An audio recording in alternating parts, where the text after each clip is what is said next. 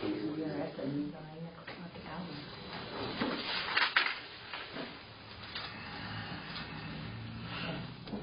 Good. Okay, it's 9 o'clock. If you please stand and join us in the pledge. I pledge allegiance to the flag of the United States of America and to the republic for which it stands, one nation, under God, indivisible, with liberty and justice for all. Thank you and welcome all those that are here both in person and online. We've got an agenda before us. Can I get a motion to approve? I'll make a motion that we adopt approve the agenda. I'll second that motion. All in favor? Aye. Aye. Set up bills. Just have a chance to go through those. Are there questions? Yeah, no, all questions are asked, and I know that, so I'd make the motion that we approve the bills. I second that. All in favor? Aye. Aye. And 2 sets of minutes for May 11th and May 26th. I reviewed those. I didn't have any changes or anything. They look good to me. Yeah. Good. I'll make the motion that we approve the minutes from May 11th, 2026 and May 26th, 2026. I second that motion. All in favor? Aye. Aye. Okay. Randy, we're going to start with you and a review of the courthouse addition remodel and the other county buildings.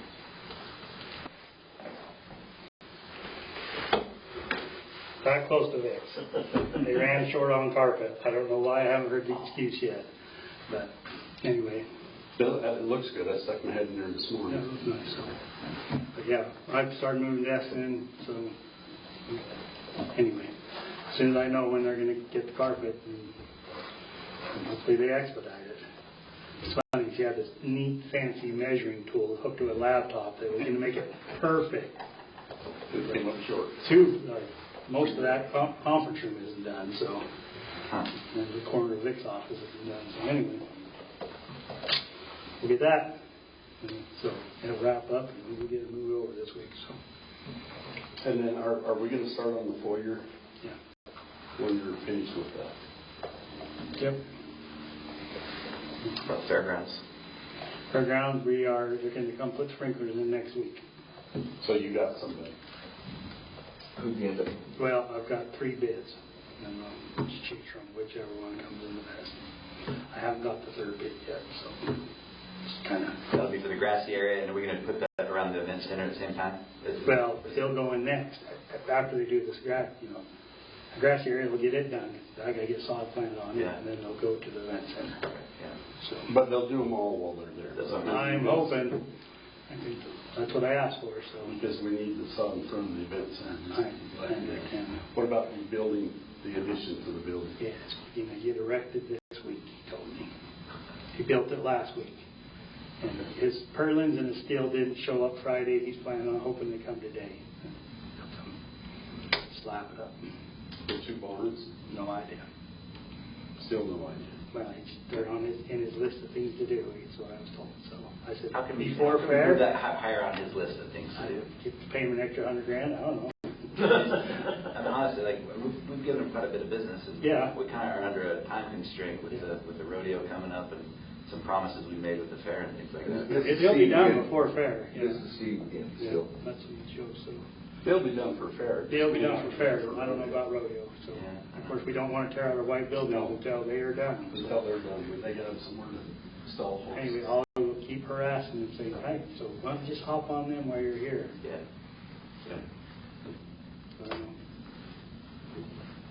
The list is getting shorter. Hallelujah. This used to take 20 minutes to go over this, and now Well, it'll get busy again. We still got to do all the concrete out front. I don't know if we're going to tackle that this year or next year. So that's going to be a big yeah, it's a big thing. The stairs and all that. Depends on what the weather is. Well, I want to see where we're at in budget when we're done with the inside of this building, too. So if we do the stairs or if we just do the sidewalk, I think there's different things we got to look at. Those are things we'll have to look at.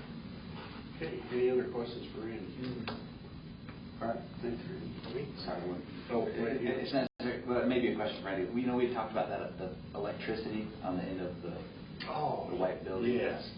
We're going to need you and you to go over to the fairgrounds, and we have that service hanging on the end of the white barn, coming from the rodeo arena over. They attached it to the white. The old number one? And when they get ready to tear that down, that can't be there. Yeah. But it has to be there. Because we need the power still for Because this. that's the power that's coming over. So we'll need to put a pedestal up or something to Or move it over and get it in line with the something else. building. I thought they put it on poles. No, it's attached right to the end of the building. The new one that they just put in last year or something, it's Yeah. on a pedestal, but this must be, this is one I haven't noticed. I haven't noticed it either. I didn't know there was another power source coming You in. dug the trench to it, my friend. Across. Which barn are we talking about? Okay, so from the rodeo arena, when we brought that new leg over for the steer barn, we brought it and we came between the white buildings and it goes in the junction box. I think I remember seeing that Into now. that white building. And that's got to be gone to tear the building down, but it's got to be Those there. buildings are gone. No, Not yet. no, They're still there. they're still there. Okay, so I know how the power goes into there. There's nothing, so it comes out of the indoor arena and went onto a post, a light pole. Then junction went over to the pig barn and then went to the other barns that way. And then we tore down those old guns. So the first set, And you had bought a mini X and dug the trench across. I didn't dig it any further than that. You dug. We'll go take a look at it. Yeah. We'll take a look Anyway, at it. we We said- said something like that. Maybe today. It's already handled. It's on those old white buildings. Yeah, we'll go look at it Okay. today. We'll invite you over, Randy, one I night. think that it comes in new into that pedestal. He might have hooked it over to that white building. We just disconnected it. That'd be easy if that's the case. I'm pretty sure that's how it goes. I don't think that's fine. We'll figure it out. Okay. We'll buy All right. lunch on this one. $1. That's all we do. That doesn't qualify as one. Okay. Any other questions over there? I'm glad you brought that one up because I forgot. They cannot tear those barns Yeah, down without all that power. Yeah, we'll make sure before they tore down, we got power everywhere, so. Okay, perfect. Thanks, Randy. Next on our agenda is TJ Burbank with a contract update. TJ, come on up. Please state your name for the record. TJ Burbank, IT specialist.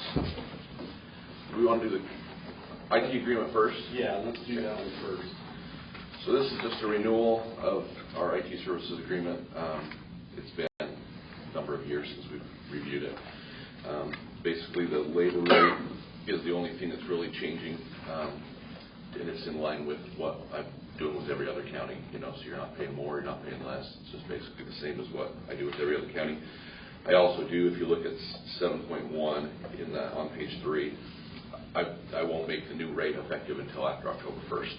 So basically, the agreement won't go into effect today if you approve it. But On the new budget year. yeah, we won't basically change it just because you budgeted for how much this year. We're not going to change that for now. So, any questions about that agreement? You have a chance to review it. Vic, if you had a chance to see this. TJ was able to send that to me, and I looked at it, and it looked good to me. I mean, obviously, it's the commissioner's approval and determination, but I had no issues with it in regards to form. Camille, are you comfortable with the renewed contract? Everything's the same other than we're changing the labor rate on the hourly, and that doesn't change till the new budget year. It's October 1st, right? Any questions for TJ? No question. I'd entertain a motion. I make a motion that we approve the contract update to the IT specialist contract of TJ Burbank. I second that motion. Moved and seconded, all in favor? Aye. Aye. Okay. Next on the agenda is the new server Yeah. So purchase. this one's a little more painful. Yeah, this one isn't exciting. No.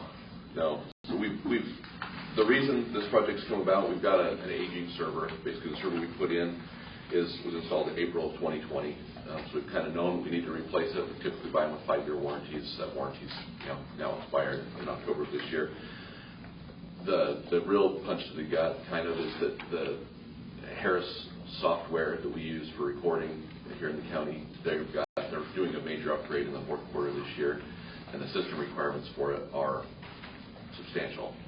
And I've been on a couple different Zoom meetings with them and said, like, this seems excessive for a county the size of Franklin County. This would be an ideal server for someone like Ada County, but not for, and they basically have stood their ground that they, performance testing and all these different things that they do, they know that they won't have any performance-related issues. And so they're sticking to their guns that if we don't buy the specs that they recommend, then all bets are off the table performance-wise. So that's one factor.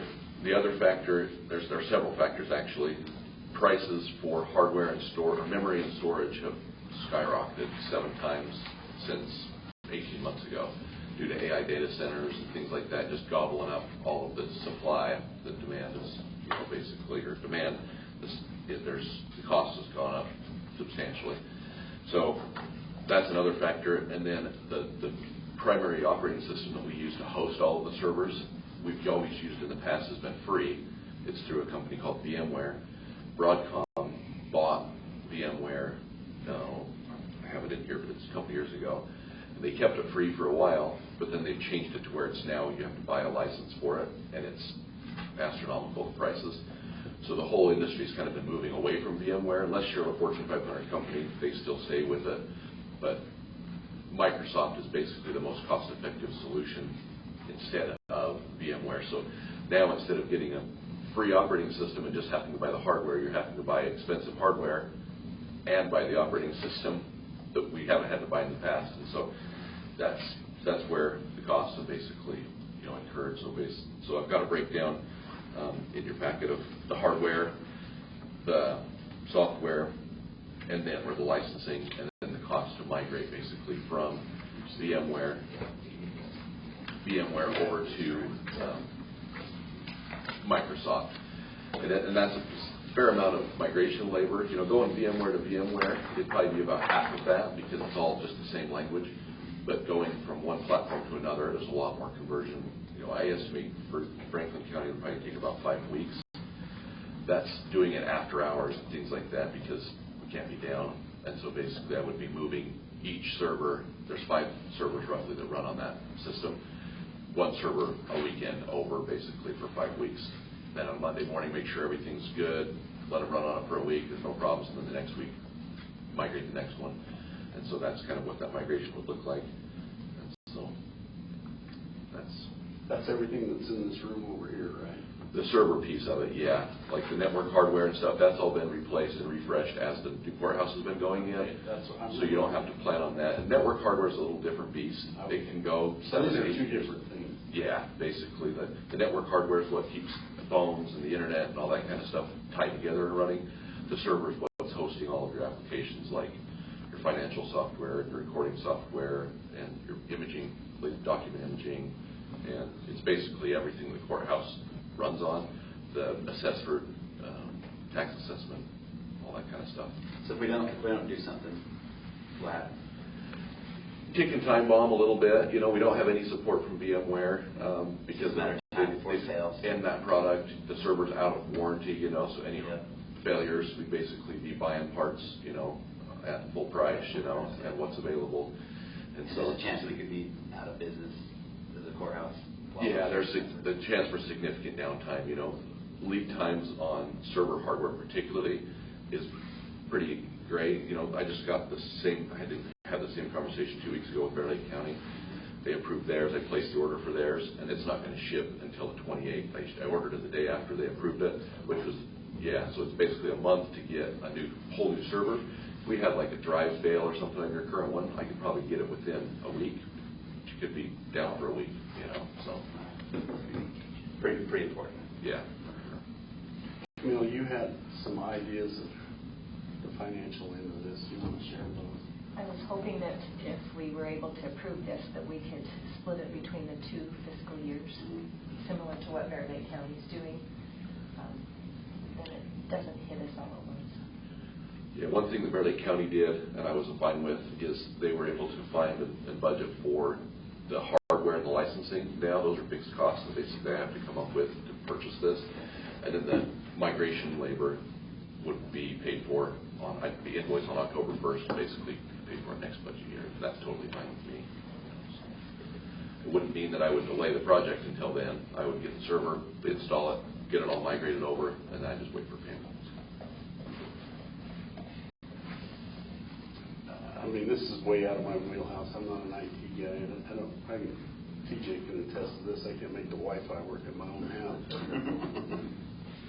glad he's my neighbor too. But I mean, it's a necessary evil. It's a lot of money. We deal with the same thing with QuickBooks. Sooner or later, you're outdated and they will no longer support you. Yeah. And that's what we're looking at here. We're so far outdated that they're no longer going to support us. Yeah. And we don't really have a choice. I mean, we've got a choice on which direction we want to go, and we're relying on you for that information. Yeah. But I don't think we have a choice here. One thing to know that it is like buy every server and then factor into the price 5-year warranty. So basically, you won't have any hidden costs related to the server for 5 years. You know, the licensing is perpetual, meaning you buy it once and you own it forever. There is a kind of a catch to that a little bit. The server that operating system we buy is Server 2025 now. Microsoft usually puts a 6-year support life on it where they maintain support for it. So when we get the next server in 5-6 years, we could put the same license on it, but then we might be a year into that server before Microsoft washes their hands and says we're not going to provide updates for it anymore. But you don't have to worry about, you know, what if next year something breaks? What's that cost going to be? It's going to be all covered under warranties. So 5 years down the road, we're going to do this again. That's what you're telling me. Yeah. Every 5 years, we're going to do this. So would we be wise to Budget for it, start each year. each year budget just a little bit so we're not hit with a number like this and that? I think so. You know, I'd probably factor in the inflation cost. AI increase. Yeah, I would take whatever the average increase for inflation is and just keep throwing that in addition to, because 5 years from now, it's going to be 12% more than it is now. So just in full disclosure, that cost us $88,000 to bring servers up to new status. And then 5 years from now, we're going to do it again. For $100,000. Or probably 100 or plus. So. Yeah, it's very likely. I mean, things are migrating more and more to the cloud, and so there could very well be in 5 years that we're running all of our services on the cloud. We don't need a server here anymore. But that wouldn't be. There's still going to be a charge. There's going to be probably close to equivalent costs Exactly. in annual fees to host it on the cloud, and so I would say don't keep putting the money away because you're going to. You're full of good news. Yeah. Mr. Chairman, yes. Yes. TJ, is this an expense other counties are also dealing with, having the same issue, and how are they all handling it? Yeah, so Bear Lake County was hit with the exact same thing 2 weeks ago, and they kind of didn't like it either, but went ahead with it. Caribou County, fortunately, unfortunately, they bought a new server last year, kind of beat the big rush, but it was about the same amount because they got even a bigger server just due to the number of services that they run there. In Oneida County, I haven't met with them yet, but they're looking at the same. But they're staying at the same, staring at the same scenario. Yeah, their server's just 1 year newer than what yours was, but it's going to have to be upgraded in order to support the new Harris applications anyway. So. Okay. So long story short, it's good timing because we're already out of warranty. Yeah, that's it. For us. You guys in Bear Lake County landed kind of at the same. It was like there was some money budgeted for replacing the server. It just wasn't nearly this much. You know, it was not expected to be this costly. So. Yeah, well, it's an action item. Yeah. So, I entertain a motion. I make a motion that we purchase a new server. The new server purchase from IT Specialists to upgrade our system. I would second that motion. Moved and seconded, all in favor? Right? Aye. Aye. Can I leave this with the commissioner, the chairman? This is just a purchase agreement. Just look it over, and if you just have to be able to send that back to me. Will do. Thank you. Thank you very much. Okay, we're just a hair behind schedule, but next on our agenda is a public hearing to talk about changes to the code, the building code. So I would entertain a motion to open this public hearing. I'll make the motion that we open the public hearing to adopt the International Building Code, to include the Idaho Plumbing Code. All right, second that motion. Moved and seconded, all in favor? Aye. Aye. Aye. Okay, we are officially in the hearing. Randy, are you presenting on behalf of the county? Yes. Please state your name and Randy Henry, Planning and Zoning Administrator. So we have a county ordinance 2003-1, and we are asking to amend that ordinance. And what this is the adopting of the International Building Codes, and all we are doing is adding line number 7 that says Idaho Plumbing Code. We're adopting the Idaho Plumbing Code. That way we can do the inspections in our area. Other than that, we didn't change anything else. Just added those 3 words. So where did the plumbing fall before? State. State. Yeah, state, the state's umbrella. But for us to adopt and to do those inspections, we have to adopt. Just because we don't have Stewart to do that. Yes. That's what you're changing this. Yep. For us to take it over from the state, we have to put this in ordinance. So we have that Idaho Plumbing Code. Okay, with that, I'm going to open it to public comment. Is there any public comment for the change to the ordinance number 2003-1? Any comments in favor? Any comments neutral? Are there any comments in opposition? Okay, any written comments, Camille? No. All right, with that, I would entertain a motion to close the public hearing. I'll make the motion to close the public hearing to adopt the International Building Code to include the Idaho Plumbing Code. Is there a second? I second that motion. Moved and seconded, all in favor? Aye. Aye. Okay, we're going to let that roll down to the bottom of our agenda. But be thinking about it between now and then. So we're back on schedule, just like that. 2 minutes late. Juvenile updates, Stace Gearhart, and I'm not sure who you brought with you, but it looks like you picked him up on the side of the road. Good morning, Dustin. My gosh. How you folks doing? How are you guys? Good morning, Franklin County. My name is Stace Garrett. I'm the District 6 Liaison for the Idaho Department of Juvenile Corrections. This is our annual report that we present for you folks every year. We get our information from a Form D that Boone fills out, and then the financial part Camille fills out for us. So a little bit different format this year, but all the charts are pretty much the same. As I state every year, any questions anybody up here has, feel free to ask me. If I don't have an answer for you today, I'll find one within 24 hours. And if anybody in the audience has questions. We'll start on page 3. We'll just start at the youth arrest. We'll go through these. This is ISP data. This is one of the few charts that doesn't come from the Form D or Form C. This is just straight from Idaho State Police. So this looks at the arrests that had in Franklin County last fiscal year, and there was 7. That was up a little bit from the 2 years prior. Next we have detention admissions. So these are youth that were placed in the detention center.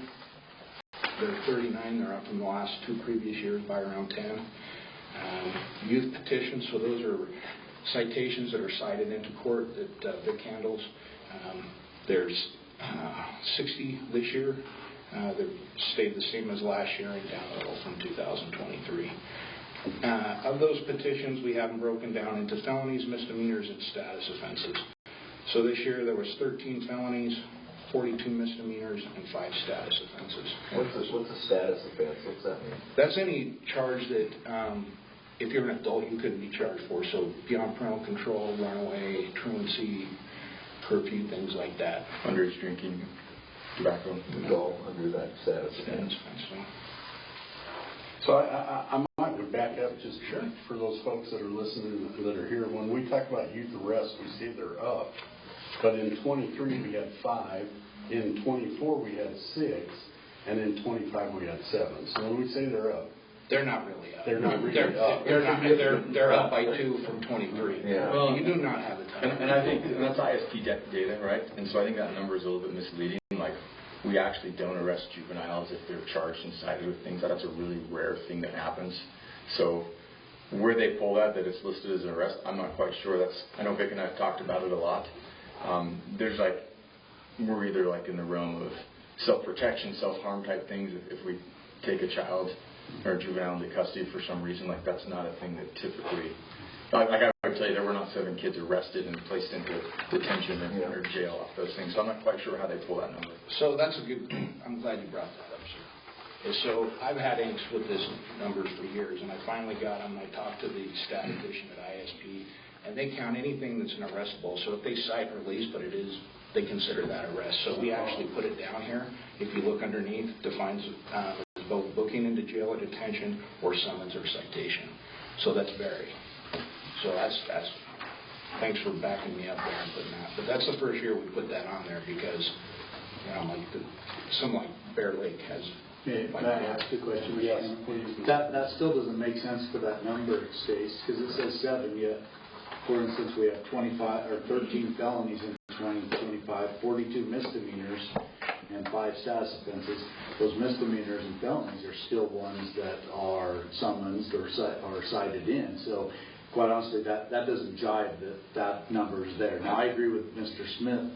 We haven't had 7 individuals that we've taken into custody upon committing that crime. I don't know where they're coming, but that explanation doesn't jive with that either, because technically those felonies and misdemeanors are also ones that could have potentially went to jail. So that number would actually be 55 if it's rather than 7. So I don't know where that 7. What I would say is Boone's accurate. We have not arrested 7 juveniles. The number that you really probably need to pay attention to that would be your accurate number would be the detention admissions on the right. And those can be the same kid or different kids, just so you have an idea. That's probably the more telling number. And then that bottom chart in terms of the number of charges. The charge is one. And then also the citations that can have more than one like charge numbers and misdemeanor.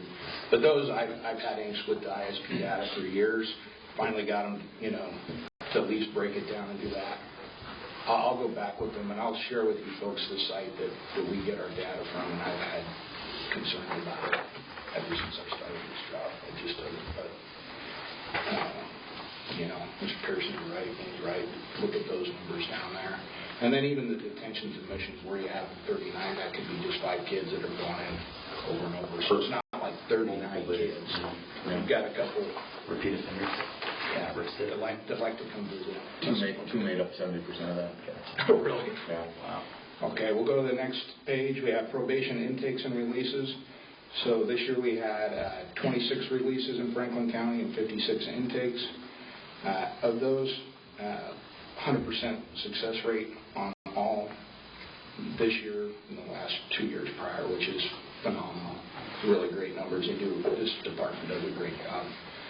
We'll look at diversion intakes. I know that that's something that Mr. Pearson and the sheriff and Boone and everybody have been working on, starting up a diversion thing. So there was 4 releases this year and 4 intakes, and 100% success rate on those as well. So that's really good. And that's a lot of those diversions are those status offenses, just trying to keep kids out of the. And when you say diversion, what do you mean by that? Just diverting them away from the formal court process, sir. So Mr. Gray, I can explain that a little bit. So if a potential charge comes into my office for charges, I have the ability to do what we call a diversion. And what we do is we have a diversion team which includes the sheriff, the chief of police, Mr. Smith, a few other stakeholders in Boone's office, and a few of us. And rather than filing charges, we have some certain things that the juvenile and their parents have to agree to. One of them is if there's restitution, they have to pay that restitution. They have to do some community service. They have to write a letter of apology. Just some stuff that's going to make them better people and take accountability for them, yet we're not bringing them into the court system. You're not charged. That being said, if they don't complete that, then I have the ability to petition them into court. So this is just a way to keep individuals out of the court system, but yet still hold them accountable. It's completely voluntary on their part. If they come in and don't sign the diversion agreement, then they don't have to. We just petition them into the court system. So it's just a way to kind of preempt the court system and keep their name off the rolls for a little bit. And who makes the decision of whether we offer diversion or probation or charge them? Is that this group here? So it comes to my office. A lot of times law enforcement will have a recommendation. of an individual. Ultimately, it's my decision, but I take it to the diversion team and say, hey, here's one. I just don't feel unilaterally that it's something I need to make that decision. Cure that, yes. But what I do is I take it to our team and say, hey, here's a case that I think we ought to consider a diversion on this particular individual. For instance, maybe somebody went to Stokes and stole a candy bar.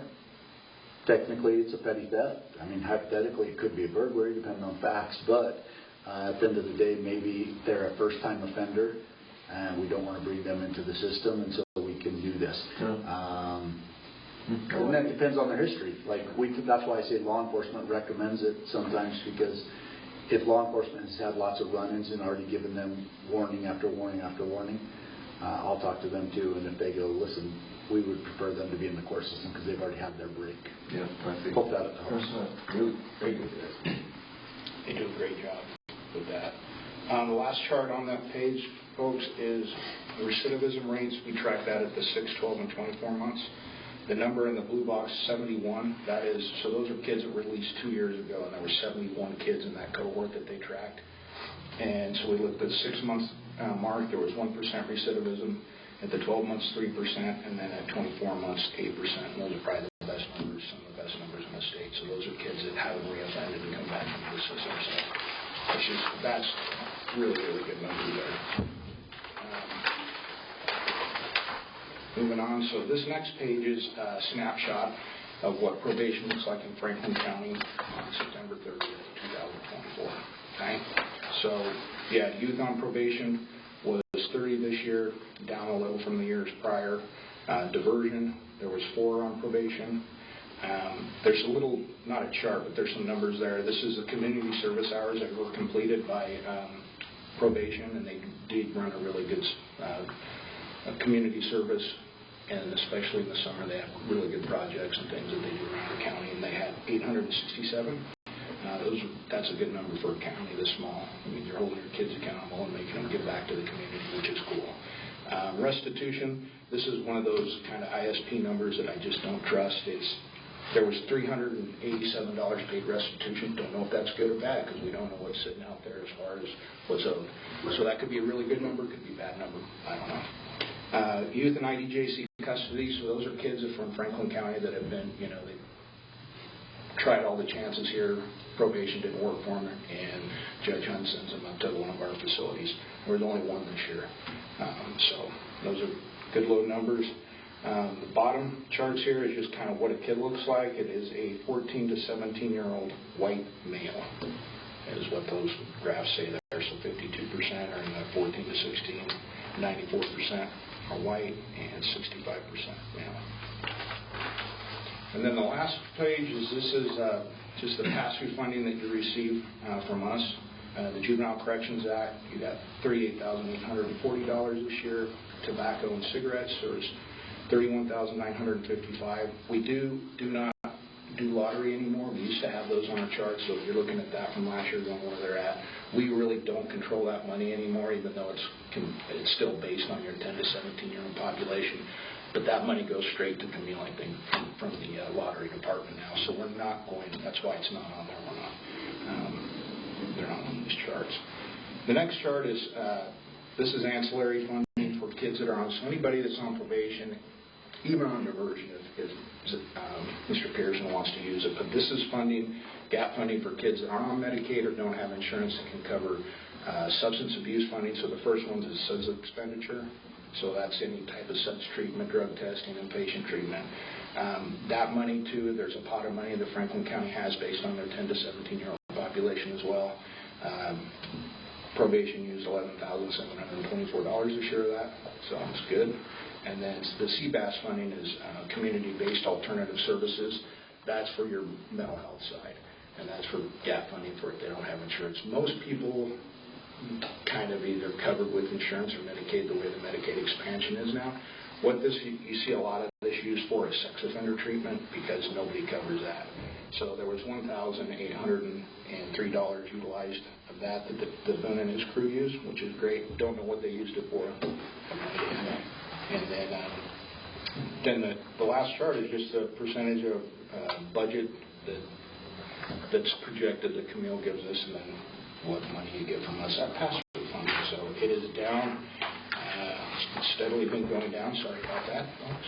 It's 15 with 16 and 21 respectively in 2022. And that is all I have. I will stand for questions. The picture is Twin Lakes on the front. That is 20.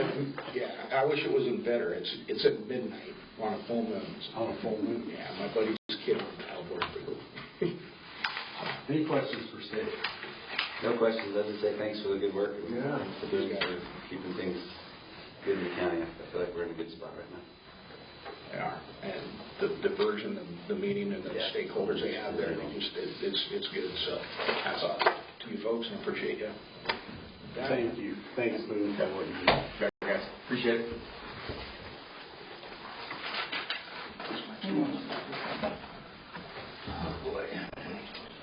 Okay, next on our agenda, we have 2 subdivisions to talk about. We'll start with River's Edge. Give us just 1 minute, Commissioner. Yes. Yeah, you have bigger papers on this.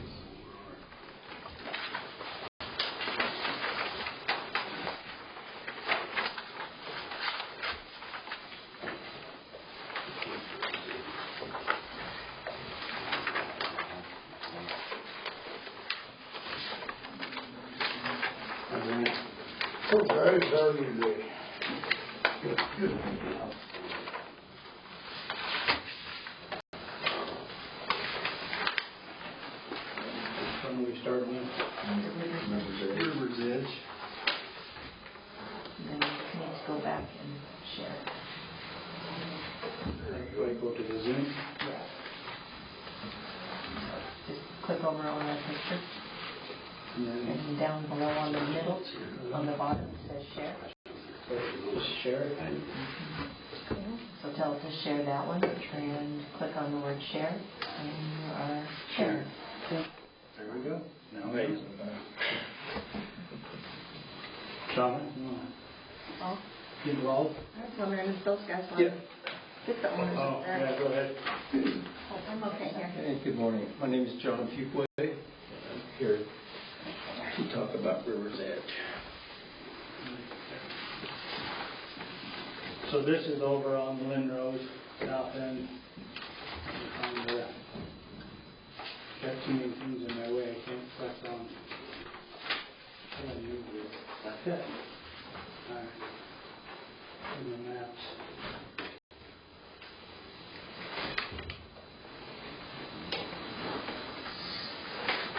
Oops, right. Right there somewhere. Yeah, so yeah. So here's the road that's going over from Fairview to Weston. So it's on this road right here by the turf farm.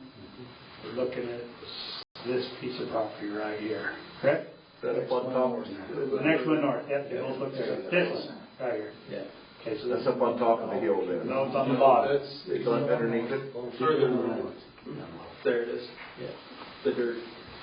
Oh, it's this one? Yeah. Oh, they all look the same. Anyway, you wouldn't know the difference anyway. They didn't tell you that. I would. Yeah, so here's the top of the hill. So it goes down the hill right there. So there's a home. So your property's right across from it? Yeah. Okay, so yeah. So that's the property we're talking about. So there's a house on this front. You'd like just to create another lot behind him. This is the Canal Road right here. And there, That's the canal itself, isn't it? yes, yeah, their property and stuff. And it's property behind it. So they have septic approval, planning zone, looks like everything needs. Is this a subdivision or is it a minor? So we Subdivision. had our public hearing on it, yes. Yeah. Okay. Troy's approved it. And yeah, everything's good. So the access road will be on the north side of your, Yes, correct. Yeah, that's right there. And we're going, little flag. we're going to need 36 foot. 36 feet.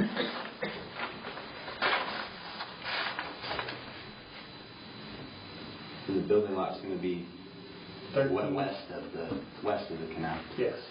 And that east of the canal is just going to be kind of part of the, So just part of the the property. remainder parcels, not part of the subdivision. And there was no public comment at the public hearing. Next question. Is there any irrigation water on this property? Yes. There is. We've got, bring those letters. And it remains. Yeah, it remains on the property. Yep. Yeah, Marion's with the property, yes.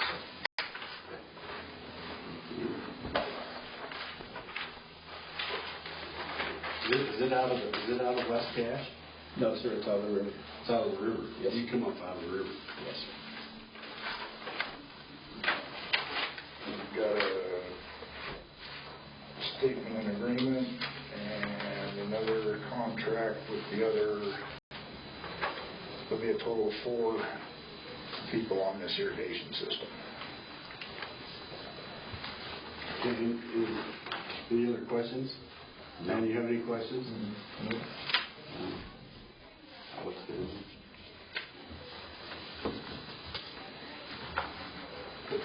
The only thing I'm looking at is that I want 36 feet's enough to get back. 30. For Yeah, $30 required in our ordinance for a flat well. And then we'll find it gives you plenty to get rid of the snow, so you're not knocking your fence down. Okay, I don't have any other questions. I'll entertain a motion. I'll make the motion that we approve the River's Edge Standard Subdivision. I second that motion. Moved and seconded, all in favor? Aye. Aye. Thank you, man. Okay, appreciate it. Thanks, John. Yes, sir. Daniel. I'm trying to. Thank you, Chip. We're glad. Okay, next one up is Josh Carlin, minor land division. Okay, so we're north of Foster, on the back of Ready, Josh? Come on up. Come on up.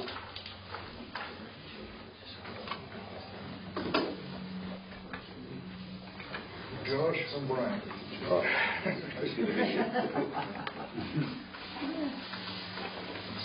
right, so we're from the road from the dump, it's that road on the east side of the dump, comes down. Zoom in just a little more. We were in. Back to Glendale Road, so there's our landfill. Yeah. And we come on this road, and correct me, is this your property right here? Yeah. That's that over there. This one right here. This is what we've done some work on, isn't it? The road? Oh, so yes, the roads, yeah, he made the contract on the road, yes, correct. And he has done all the improvements on the road. He's brought the power in, he's done everything he needs to do. So he would just need it was all owned by, who was it? What's the guy's name? Mark Owen. Mark Owen, yeah. So this is before split off of it, so it still qualifies as a minor. Anyway, so he's got 30 acres, Mike? 34.6. And he's just ready to go with everything. He just needs his approval to create a building lot. So such approval is done. Where's the, we accessing it where? Anywhere along there? It's all pretty flat, isn't it? Yeah, it's all flat. He has a driveway built in, I don't know. Right about where your arrow is. Yeah, right there. So. And he has a turnaround right after the driveway, right? The turnaround's of the property line right there. Right there, yeah, so that's where Oh, you know turnaround. what? I drove that road, and I saw that turn. I thought, what's going on? You're welcome. Yeah.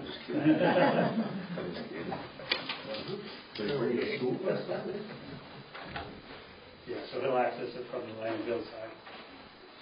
So it's far away from landfill property. Which, remember, the landfill. I bet, I know. Okay. Any? No, that's good. No water. No, there's no irrigation up there. No questions. I understand the motion. I'll make the motion that we approve the Josh Carley minor land division. I second that motion. Moved and seconded, all in favor? Aye. Aye. Okay. Easy enough. Some signatures, if you have that. Well, yeah.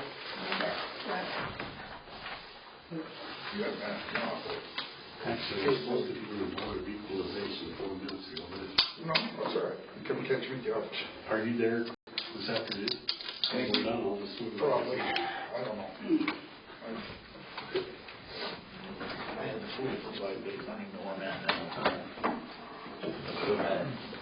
Yeah, don't give that. Okay, with the, having the hour arrived, we will go into a Board of Equalization and talk about parcel number RPO 2626.03, which will require a motion to go into the Board of Equalization. I make a motion, we go into the Board of Equalization. I'll second that motion. Moved and seconded, all in favor? Aye. Aye. Aye. Okay. Mr. Martin, would you like to explain this one? You have the written appeal for this, and the short story is the property originally was part of a larger piece a few years ago, so it qualified under the ag exemption at that time, as it was more than 5 acres, so they didn't have to apply for each year. And when it was broken off, it was not noticed in the assessor's office that you now had a small piece that was being used for agriculture that would require the application. What triggered the knowledge on the part of the landowner was that we reassessed everything as part of what we do, and they called and said, "Yo, what's up?" And I explained how that worked, and they can't apply retroactively. But from an appeal standpoint, it makes sense for them to be able to appeal, and they're willing to go to what the value was last year before the reappeal, before the revaluation. And I believe that that's the right thing to do, so I recommend that the Board of Equalization allow the appeal to revert to last year's value, knowing that going forward from next year, they will do the application necessary to have it go to ag value, which will be substantially less than what last year's value was. So, you understand what we're doing here? So, Kind of. So basically, the use hasn't changed. It'll still be ag, and so they're asking for because it's 5 acres. Less than 5. Then they have to ask for A reval? No, just what do you call that? Well, what we're doing is they're appealing that the value be reverted to what it was last year, which is substantially more than it would be for ag, but less than what it would be using our current criteria. So it's not something that I can handle outside of an appeal, because it's not, the valuation is not in error. What's the dollar difference? Oh, the valuation went to 105-ish. I'd have 153 because it's more than 1 acre. It went to 153, and last year's value was 49. And next year's value may be less than that. Well, next year's value, if they apply, will be substantially less because it's ag land. So how come it went to 153? Because it's less than 5 acres. Because it went to the value for land that's not being used for ag purposes, like everybody. It just kind of got kicked into that bracket inadvertently? Not inadvertently. It's if we don't have an application. Oh. We have to value it the same as It everybody else. has to go into that bracket then. Yeah. Okay. Okay. Simple enough. So we'll cancel taxes for this year then, correct? No. This is going to be effective for the 2026 year, which we haven't sent taxes out for. Yeah, but your market value, you aren't going to be able to change it in the cadastre until next year, right? We'll be able to change it as part of the appeal. Okay, so no canceling taxes. Okay. And so I think what we're looking for here is a motion to uphold the assessor's. No, just to uphold the appeal. Yeah. Yes. Yes. Seems like the perfect example of why we would do this, in my opinion. So, are you ready for a motion? I'm ready. I'd make the motion that we approve the appeal for parcel number RP 06626.03 for the Terry Knighting Ranch LLC, as presented by the assessor. I second that motion. Moved and seconded, all in favor? Aye. Aye. Aye. Okay, thank you. There's no other items that need to be brought before the Board of Equalization. I'd entertain a motion to adjourn. I make a motion that we adjourn the Board of Equalization. I second that motion. All in favor? Aye. Aye. Okay. Guess I got right on schedule. Next on the agenda is Hall of Lot of Little subdivision concerns. Come on up, Jared Griffin. I think he's calling it a whole lot of little. Whole lot. Yeah. Randy, do you have There's a Mr. Uppy. Whole lot. Whole lot I got it right. of littles. Okay. I don't know if it's whole valley or a whole lot of littles, one or the other. So this subdivision was approved a couple years ago. 2024. Yeah. And on Randy's recommendation, you brought to buy that easement, so I'm in the process of negotiating this, so. So this property right here, it was the subdivision. How does it just come to here? Yes. Yeah, so 7 acres is the rectangle on the left, and you can actually see the 60-foot line where the Rocky Mountain Service was put in. Yeah, so there's an easement for him. He lives, this is his property up here. This is all his stuff. He has an easement that comes through this lower property right here. As well as the 15-acre owner and the 10-acre owner up on the plateau. So there's ingress, egress. For 3 lots. No, that's for the property above. We created a subdivision and he created another easement right along here for the 3 lots. But that road's... It's not allowed to be the... Right, that road services 3 landowners. Yes. This is what I should say. Each easement does. Yours and 2 others. Up above, yes. Up above. As an easement, yeah. Okay. Yeah, so 2 years ago in that approval meeting, I raised the concern, why are we dividing up 6 landowners' assets to make 2 parallel, less improved roads instead of, and then you explained that there can't be 3 lots off of the county maintenance. Yeah, there can't be more than 3 residences off county maintenance road. So hence the 60 feet to begin with, so Sam Smith could make those 4 lots, right? In anticipation of that 60 feet being needed for an engineered, paved, improved county road in the future. So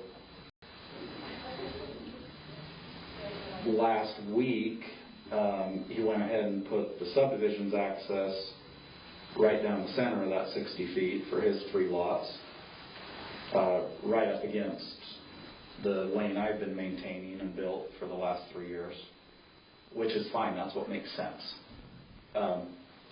Ish. Correct. Why he had to make an easement for his subdivision, because now we've got 6 lots on a private lane, or on that 60-foot. I'm on board with him. That makes sense. It's not going to be compliant currently, but that's what makes sense and what we all want. The problem with that is I went to my title officer and they said, yes, you absolutely are going to run into a adverse possession issue down the road should you ever want to subdivide or do any of these things I've already sunk $500,000 into.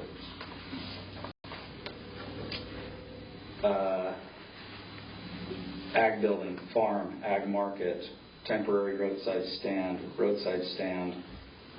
any multifamily dwelling, home no, that's residential, so that's already compliant with your new zoning. Bed and breakfast facility, cabinet, woodworking shop, salon, beauty, storage or contractor's yard. Should I be a contractor again? I'm going to have some trailers and lumber and whatever. And then sawmill and campground, public or private. So I've got a handful of conditional uses that I was doing long before November last year. I've got a couple of non-conforming uses I was doing for the last 3 years, but I've got to probably apply for grandfathering, just like my neighbors have. But anyway, all those uses I started 3 years ago and sunk a majority of my life savings into so far are now at jeopardy of being landlocked and subject to that 60-foot. My three new neighbors, 2 of which we haven't met because he hasn't sold the lots yet, saying, no, Jared, you're not taking a semi up that road and parking it in your corner. That's not a residential R1 approved use of your land, nor are we going to allow you to engineer and pave that road because it's on our land. So, and my title officer saying, yeah, you're absolute. That's happening all over right there in Clifton. So-and-so can't put in his 100-lot subdivision because that house has been there and their driveway's been there for this many years. You'll lose that argument every time. So hold on now. I'm confused. I got to wrap my mind around this.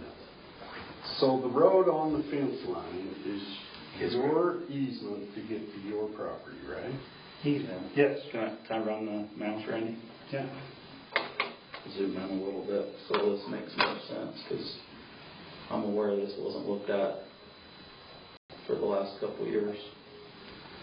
So this little scratch a ways from the current lane, that's the 60-foot line where Rocky Mountain Service went in all the way up the plateau here onto these lots.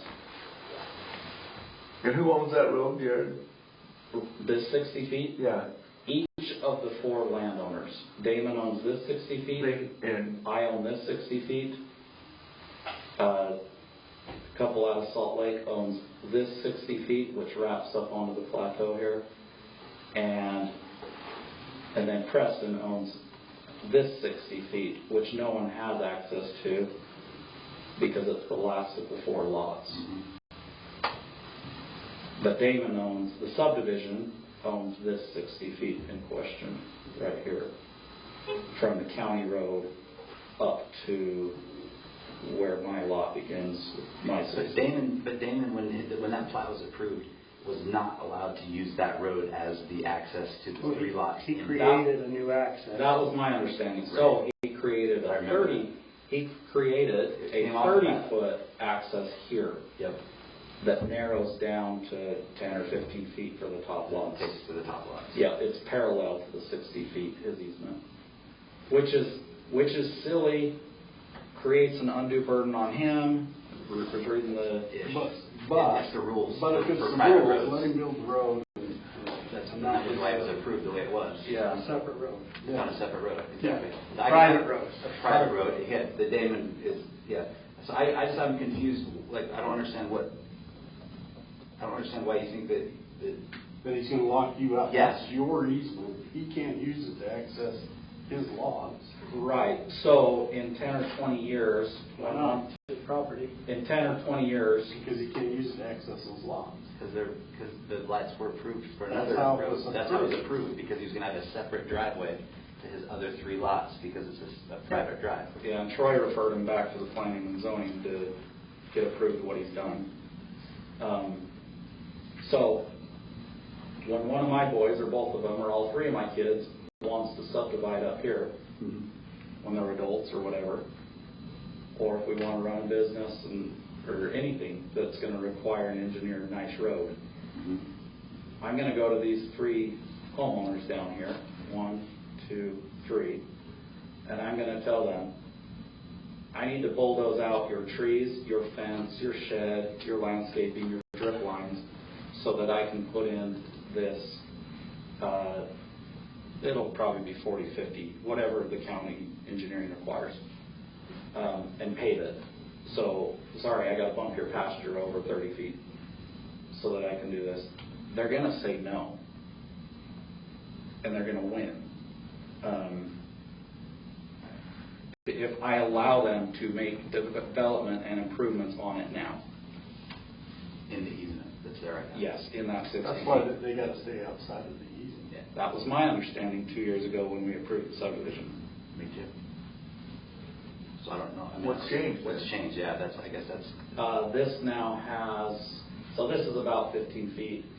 He's now invested, I don't know how much work he did his own, but he's put in a parallel 15 feet of nice road base. It looks great. I think it's fabulous. Parallel 15 feet right down the middle of the 60 for his 3 lots.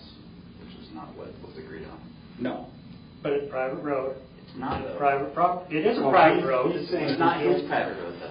No, he built it to the side of his road. Just off to the side. But Yeah. but when we approved it, there had to be space between it. And it's platted that way.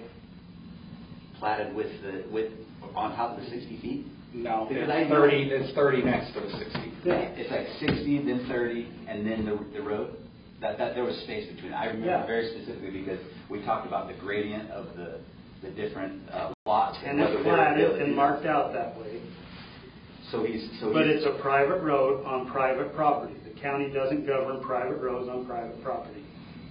unless it's on somebody else's easement. But it's their property. They could still do that on an easement. It's their property. Now, when he goes to divide his further down the road, Yeah. he has to get permission from them to develop, because He they're ordained that their property. because it was an easement. No, he would need to. Yeah. Yeah, I've got to go get permission to improve. Yeah, So he would need I've to. got egress and, He has egress and egress, but he can't create more lots because he can't grant more No, I understand. right-of-ways. I understood that. So he yeah, has to which get is what drove permission us from to these people. Split. So what we're encouraging them is to buy the property, Got it. to solve the problem. I'm gonna attempt to buy the 60 feet from Damon, Yeah. from the subdivision, still allow him the exact same easement access I've got now, Mhm. so that a single lane, it's still not going to comply with the current county codes.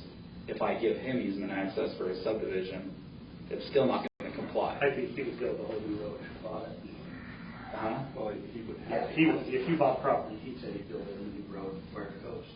On the approved plat. Yeah. Yeah, but have to, because he couldn't access it. Yeah, he couldn't, because it's his property. Yeah. Yeah, if I bought it, I wouldn't do an easement over the whole thing, so. Yeah.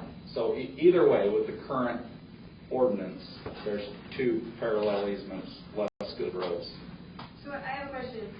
You said he can build a road there because it's his land, but technically he can't access those lots from that road. No, if you buy it. That's what he just said. If That's you what buy he it. said.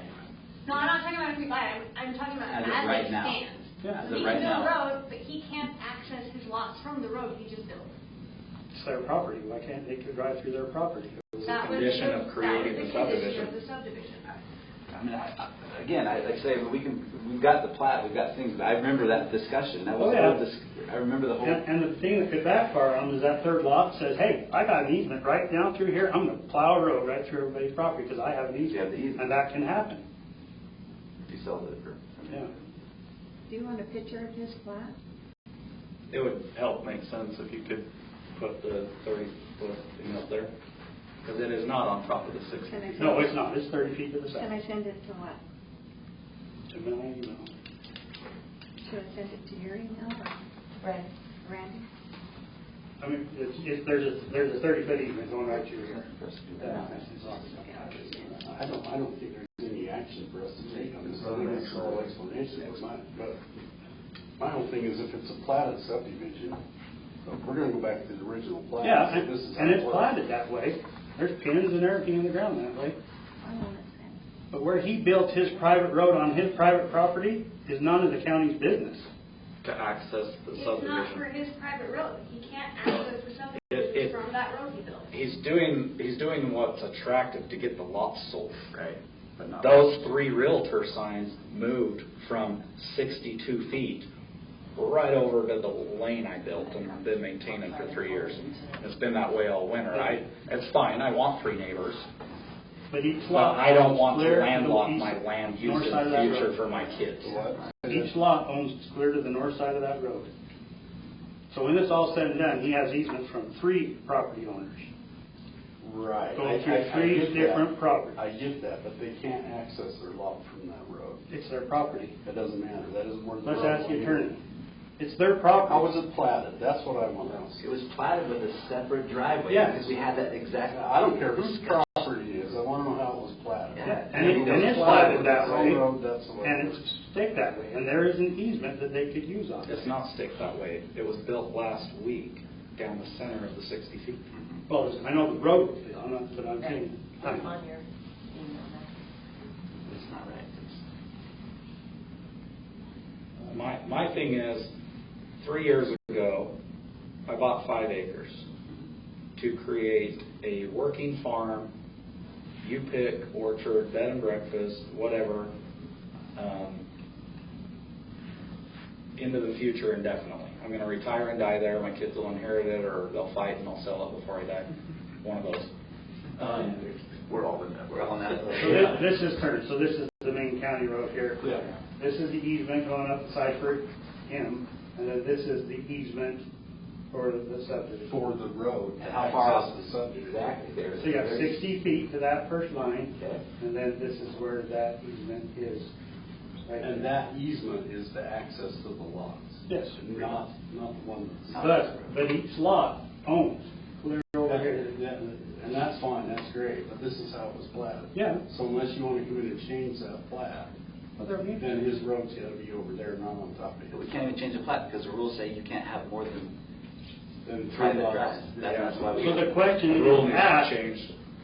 can the county make him move that private road that's on his private property? That's the question. I don't think we can. It's something we probably need to investigate further. You're saying, can we make him move point to that what you're talking to? So he just bit, so there's a 2-track right here. Right. And he built his 2-track right next to it. Not on it, right next to it. Which is fine. I think he could build that the whole length of the property, he just can't use it. Why not? He It's can his build it, but property. he can't use it. It's his property, Because that isn't how he platted the That's not how he was approved to get those. but it's private, divided. private They road would on never private have been property. divided that way if that was the It was plan. a condition of We the had approving the That's what I'm subdivision. saying, is I don't think it would have got approved It the would first not. time if you said, well, now I'm just going to use this as my access. That's the argument I made 2 years ago. We need one lane so everyone's assets can make a nice road. And we said, no, we can't have more than 3 residences off the county road. Yeah. Okay. Well, I mean, I think we can sit here and beat this one to death, but we'll take it under advisement. We'll talk about it with our P&Z administrator and his assistant. And Yeah, I want one single nice lane. The rules won't allow it. I also don't want my kids' futures landlocked for certain uses. Okay. Do you need any clarification while we got these guys here? Sure, you can talk about all one. Huh? The zoning. That's a different application. I've got a bunch, all the uses I've been using for 3 years. Some aren't compliant with the November thing, so I've got to apply for grandfathering. Yeah, that's an application to be grandfathered in. And this one's probably not. Okay, thank you. Thanks. Okay.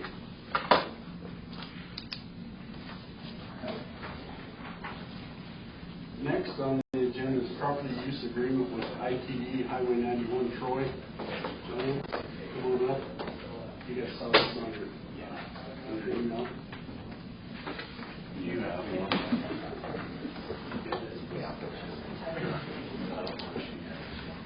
I think I leave it just in case of that. I got so much crap here, Troy. Yeah, I've got it. See marked very clearly. Very clearly, yes. Couldn't see it. I can see it. Use your glass. That's why they're good. No, I can see it. I need to make bigger sticky notes for you. Stack that deep is intimidating. It is. Imagine trying to scan it. How are you guys this morning? Good, how are you? Okay, Troy, bring us up to speed. So ITD is going to be working on Highway 91 and where that crosses the Twin Lakes siphon pipe.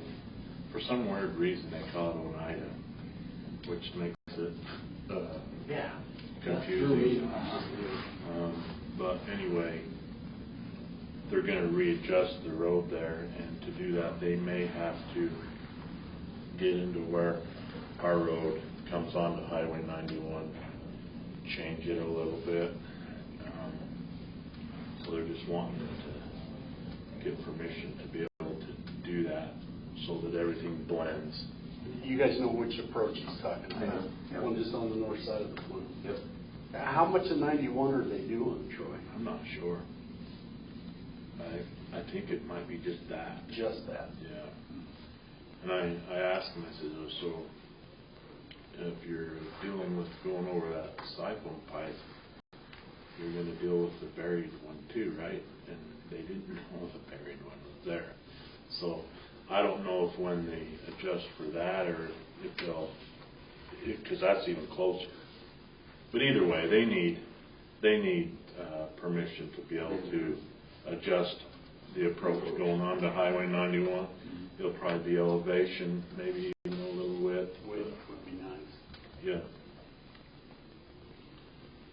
And that's what it is, and I asked them if they would please meet me out there on site, before they do it. But they would like this so that they can get their paperwork rolling and get things headed this way. Any questions? The only question is just with the canal company. I mean, is there any issues? So I stay right out of that. That's would between them and the canal company. Okay. Yeah. Yeah. But that is a good point, but I just feel I would be getting my nose in where it should be. It's not our project. So. Yeah. No, I don't have any questions. I just wondered how come they're going over it instead of under it.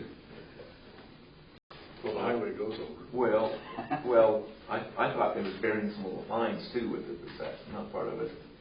Oh, I didn't know that. I don't know that either. I haven't heard that. Burying what kind of line? Well, infrastructure type stuff, but maybe that's not part of the deal. They're just road department. I do not know. I just thought that they were bringing the crossing on that siphon pipe up to speed. Okay, now I'm question then. Yeah. There are two little short guardrails right there, are there not, over the siphon? It's like cement walls. Yeah, cement walls. Kind of protect it. Yeah. Kick them out. They might just make it wider. Okay, if there are no questions, I entertain a motion. I'll make a motion that we approve the property use agreement with the Idaho Transportation Department for the Highway 91 work. I second that motion. All in favor? Aye. Aye.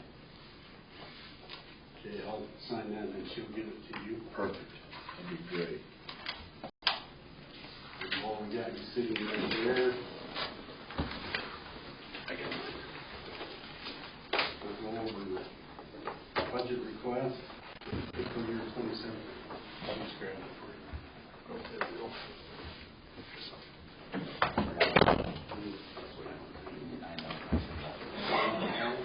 Rookie move.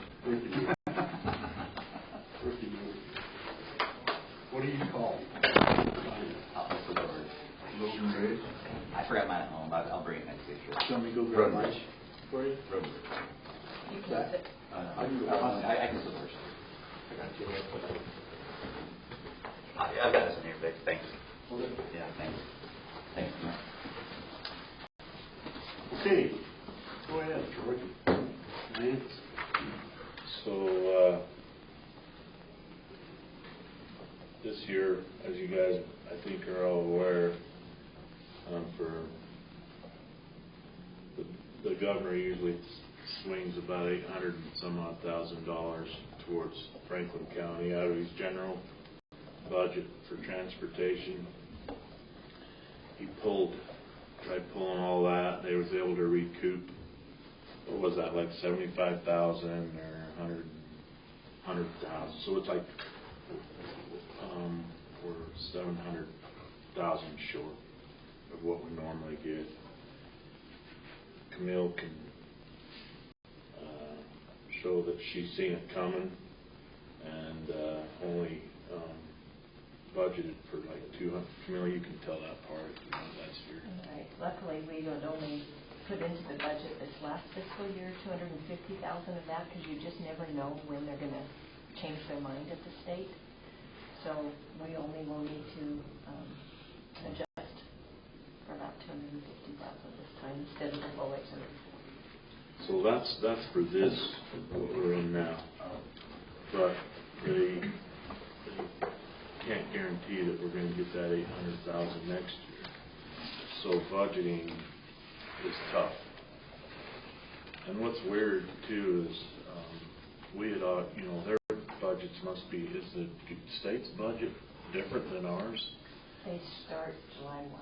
So I'm just pleased that we're lucky that we didn't spend a bunch of money before we found out that this was going to happen. So anyway, but budgeting for next year is tough because we don't know what we're going to get there. But anyway, are you seeing the same thing as what Lance and I are seeing? Yep. These? Okay, thank you, Camille. That's kind of what Lance was looking at, his little list of things that he needs down there. And then we've adjusted some of these up here. Would you mind for the Zoom people to tell us the list underneath? Yeah. So we got a new tractor down there, but that amount of money will not buy a new tractor. I think that's new to us. Tractor. Belly dump. That could be new at that price. And a roller. Our old galleon roller's just about at it. And a cold planer. And yeah, you can say anything you want about these.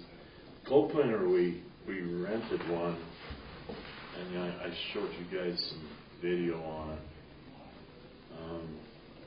Instead of just dropping the number on it, I wanted to make sure that it did what we thought it would do, because we had never seen a number. Is that what we used for the bridge? Or that was the grinder? What's the goal? The grinder came from Acor with the project. That was different, but we have humps. And this takes down those humps, I guess. Yeah, okay. I sent you guys all. Yeah, you sent us a video. A little goes in front of the skid steer. Try along. So I think back up. We'll try and. It's very nice. It's though doing what we want to do, so I think we'll try and purchase one next year. And then we've been wanting to put a lean-to on our shed down there to be able to park equipment in there for the last good night before COVID. So we'll try and do it next year. So when you look over to the side, you'll notice that we're adjusting supplies a little bit, tires a little bit, oil and lube, some training and travel. We're going to be able to reduce what we need out of the salt because of the fact that we have that nice salt shed that saves our salt. That is so nice because we don't have to guess. As we get our budget, we can just fill that salt shed, and it's like having a reservoir for water, and if you don't use it all, it's still there. Still used. It gets a little bit of a crust, but by the time they lift it and move it and mix it and everything, it breaks up pretty good.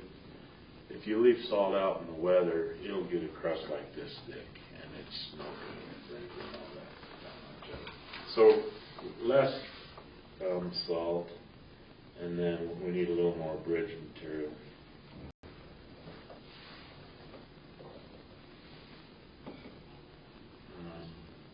So can I ask a question? If you're looking at that list of 1, 2, 3, 4, 5 items, and one of them had to disappear. Which one would you prefer it was? That's a question for you, Lance. Probably the new tractor. The new tractor.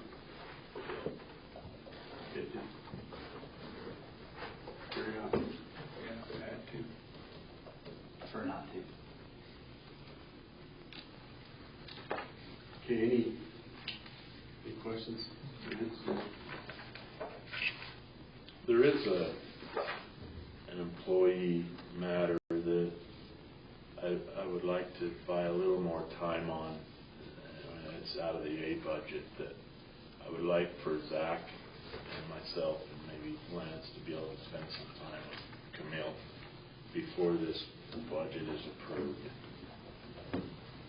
But that pretty much shows you the B budget right there. Okay. Any other questions? Not for Lance. Thank you. Thanks, guys. Wes, come on up. How are you this morning? As long as we're looking at budgets, let's look at that first one right there.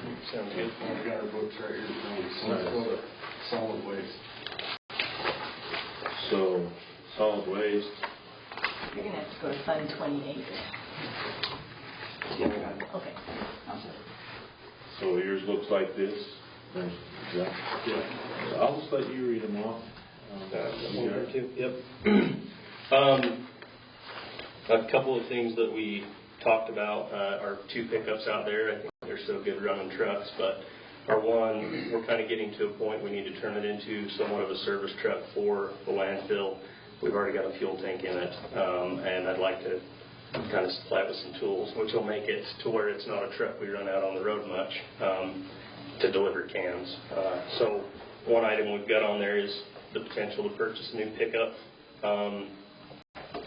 A skid steer, we're still trying to outfit that new shop a little bit at a time. I know I can't do it all at the same time, but we'd like to get an air compressor over there.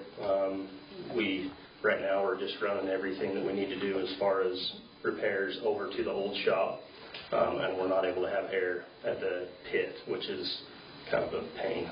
It'd be nice to have it over there. Another thing that I've looked into quite a bit and actually have done a demo on 3 different systems is a truck routing system. I feel like right now a lot of our struggle with scheduling is that certain people know certain routes, and it takes so long for someone to learn a route that it's hard to get all of them trained on every route. And this routing system, the one that specifically that I'm looking into that I like, it's hardwired into the truck, so there's no batteries that we're dealing with or anything, and it's just a tablet screen. The guy gets in, starts the truck, it turns on. Tells him where to go. You pick which route, hit start, and it tells him right where to go. All the 300s that are off the beaten path, we can actually mark on that plot map, and it'll drive you right out to them. It'll probably keep track of like if things got picked up too, right? Yeah. So yes, that is a possibility. However, there's several different tiers of that system. What I was thinking for where we're at in our county right now, I think the biggest help would be just to have that routing system for my crew. And then right now is a perfect example. We're just slammed to no other. And I had a guy quit, and we've been working on training a new guy. It usually takes about 2 weeks to get a guy trained good in the garbage truck where they feel comfortable running it by themselves and running the routes they've learned. So I think it would relieve quite a bit of pressure on that. That's a kind of a spendy one. The initial setup is $7,500, and then there's a monthly subscription to keep up the maps. That puts it in every truck. So it would put it in 4 trucks for now. With the setup, we would have a tablet in all of the trucks that we have right now, but we would only have 4 subscriptions running because that's how you run. That's how we run right now. That would give us 1 truck as an alternate if we had a problem or something. And then on our makeup holidays, we have enough guys that have worked there long enough that I feel like we would still be okay to just have 4 of those trucks. with the system actually active. So, a tool budget. A lot of the stuff that we've got a pretty decent toolbox, but I think a tool budget was one thing we wanted to implement long term. Maybe have that as a line item every year, so we don't have these huge purchases. We can buy, a few things every year and keep up on the supplies that we need as far as tools. We have a couple of transmissions giving us problems, and some of our garbage trucks are getting quite a bit of wear on them. A couple of the big Rams that run the Packers are leaking pretty good right now. We need to get those repaired. And then the shredder hard facing, as we've talked to the company that we dealt with on the shredder, we need to make it a priority to hard face that annually. And so we've got that shredder hard facing there as well. That's the reason for the huge increase in the repair budget. It's pretty drastic for 1 year, but a lot of that stuff I do feel like is things that's like a one and done type of situation. If we can get them done, get them out of the way, we should be able to bring that repairs budget back down for the next fiscal year. And one more thing that was in the repairs that I didn't talk about, our old Chevy pickup that we have, I'd like to put a flatbed on it. That bed's getting hammered pretty good, and it's going to be a delivery truck for cans. I did just a short amount of research, and so the bid that I got was a little higher than I thought it was going to be for a flatbed, but I would like to entertain getting a flatbed put on that pickup as well. Would that make more sense to make that your service car? I don't think so, because the old Dodge is, I don't necessarily need a service bed on it. I just need to have a toolbox in the Dodge, I guess. That Dodge, I think, is a really, really good pickup for us to run around the landfill and do that kind of stuff with. But I think I would like to keep that white truck as our delivery pickup for town. So. Speaking from experience, you put a flatbed on that, you can't keep a garbage can on. Sure. So with the flatbed comes some really nice wood sides. My guys have been super concerned about that too, but I know that we're running the landfill, but our trucks don't need to look like crap. And the tailgate has had the heck beat out of it just from the in and out, and I think it would be a huge asset to have a flatbed for hauling those big oil totes that we run back and forth to the road shop full of oil and things like that. And I didn't talk about a skid steer, did I? That was the second. Sorry about that. So skid steer. Sneak that one in. The road department with that cold planer, we've talked back and forth a little bit. I think it would be a good option to get a skid steer out there. We need forks all the time, and we have a set that go on that loader bucket that we have, that 966. But you put those on and you can't see them. A skid steer would make a huge difference for the forks, and long term we'd like to get some attachments for it that would help to manicure things a little bit better. A sweeper for the new scale, and potentially a mower in the future, things like that. But with that, we've looked at a high flow option for the potential that the road department could use that with their cold planer that they purchased. Maybe share it. So you're thinking share the skid steer would that work? We just like to borrow each other's equipment as best we can. Sure. Make it compatible. I like that. Yeah, it doesn't make a lot of sense for both of us to have a brand new skid steer for them just to need it for a cold planer. And I think it would be a really good option. The road department's always really good to get involved any way that we need their help, and I think that's just one more step in the right direction, in my opinion. Take a second. Tell them about your new garbage cans and the benefit that is, the savings. So in the past we've ordered from Cascade. I found out that our garbage cans were costing us a little over $100 a piece, like $109 a piece to get them here. And I was able to through some contacts with the ISWA, which is that conference that we go to, get a hold of a different company.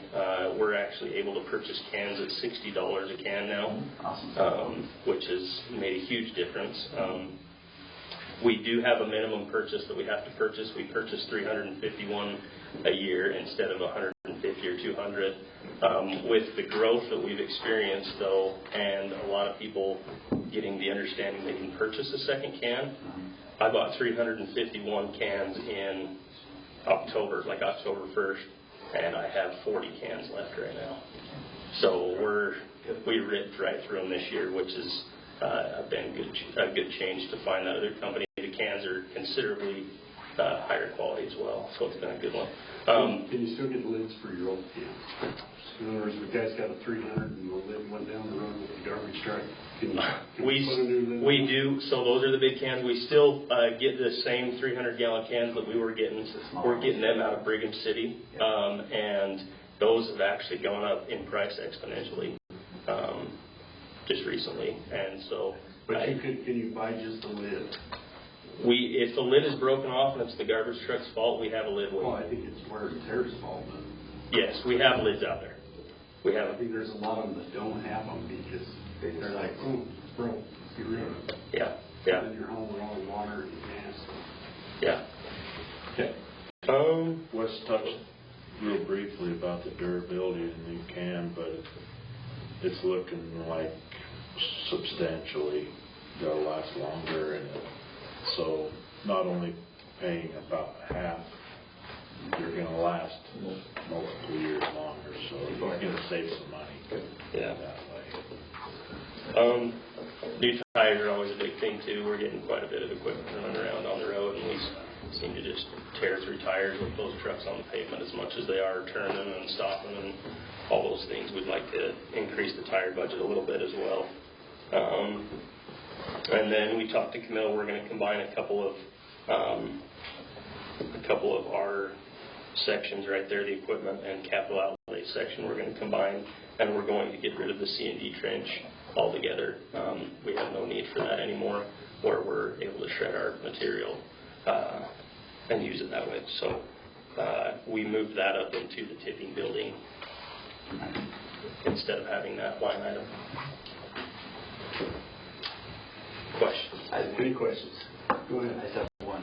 I do see something about like a possible new employee. Yes.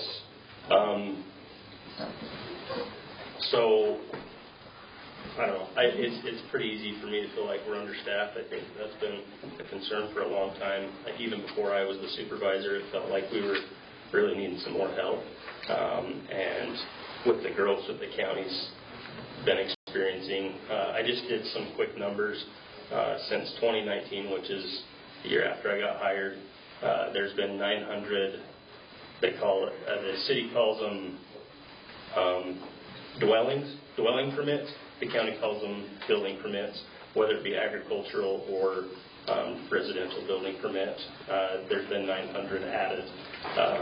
What that's created is a situation where my garbage trucks used to come back around 11:30, 12 o'clock and be able to run roll-offs for a while, and they're getting back to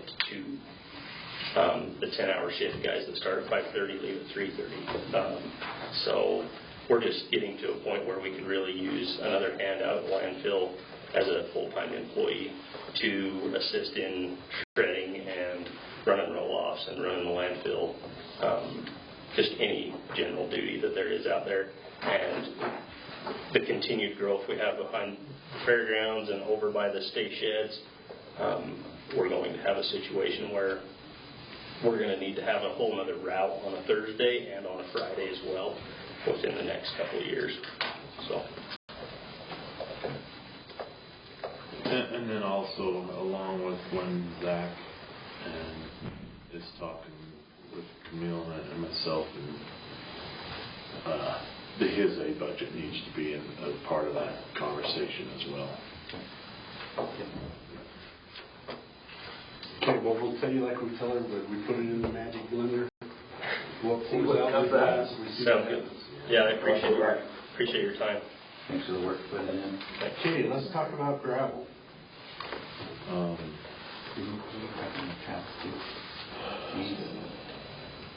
That's the next one. Oh, yeah. So, the winter was not hardly any frost. We was hoping to haul a bunch of gravel through the winter, but with not much frost, it doesn't do any good to put gravel in mud.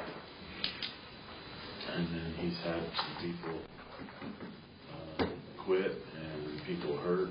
He has not, the landfill crew has not been able to haul very much gravel. I figure we still need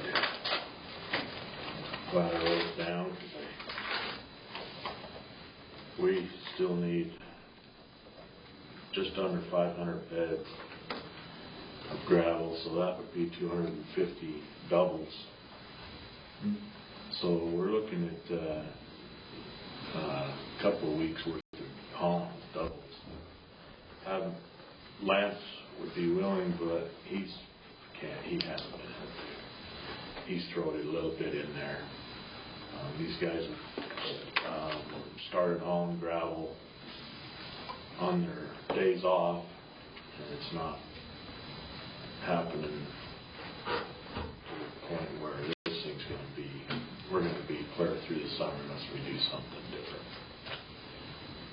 Tell me about how much money you might possibly might be. So the concern is further into the year, the more revenue lost, right?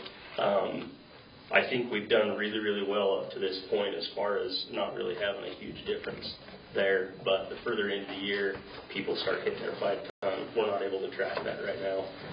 And so that's where it's going to start to make a difference, is the further into the year we wait.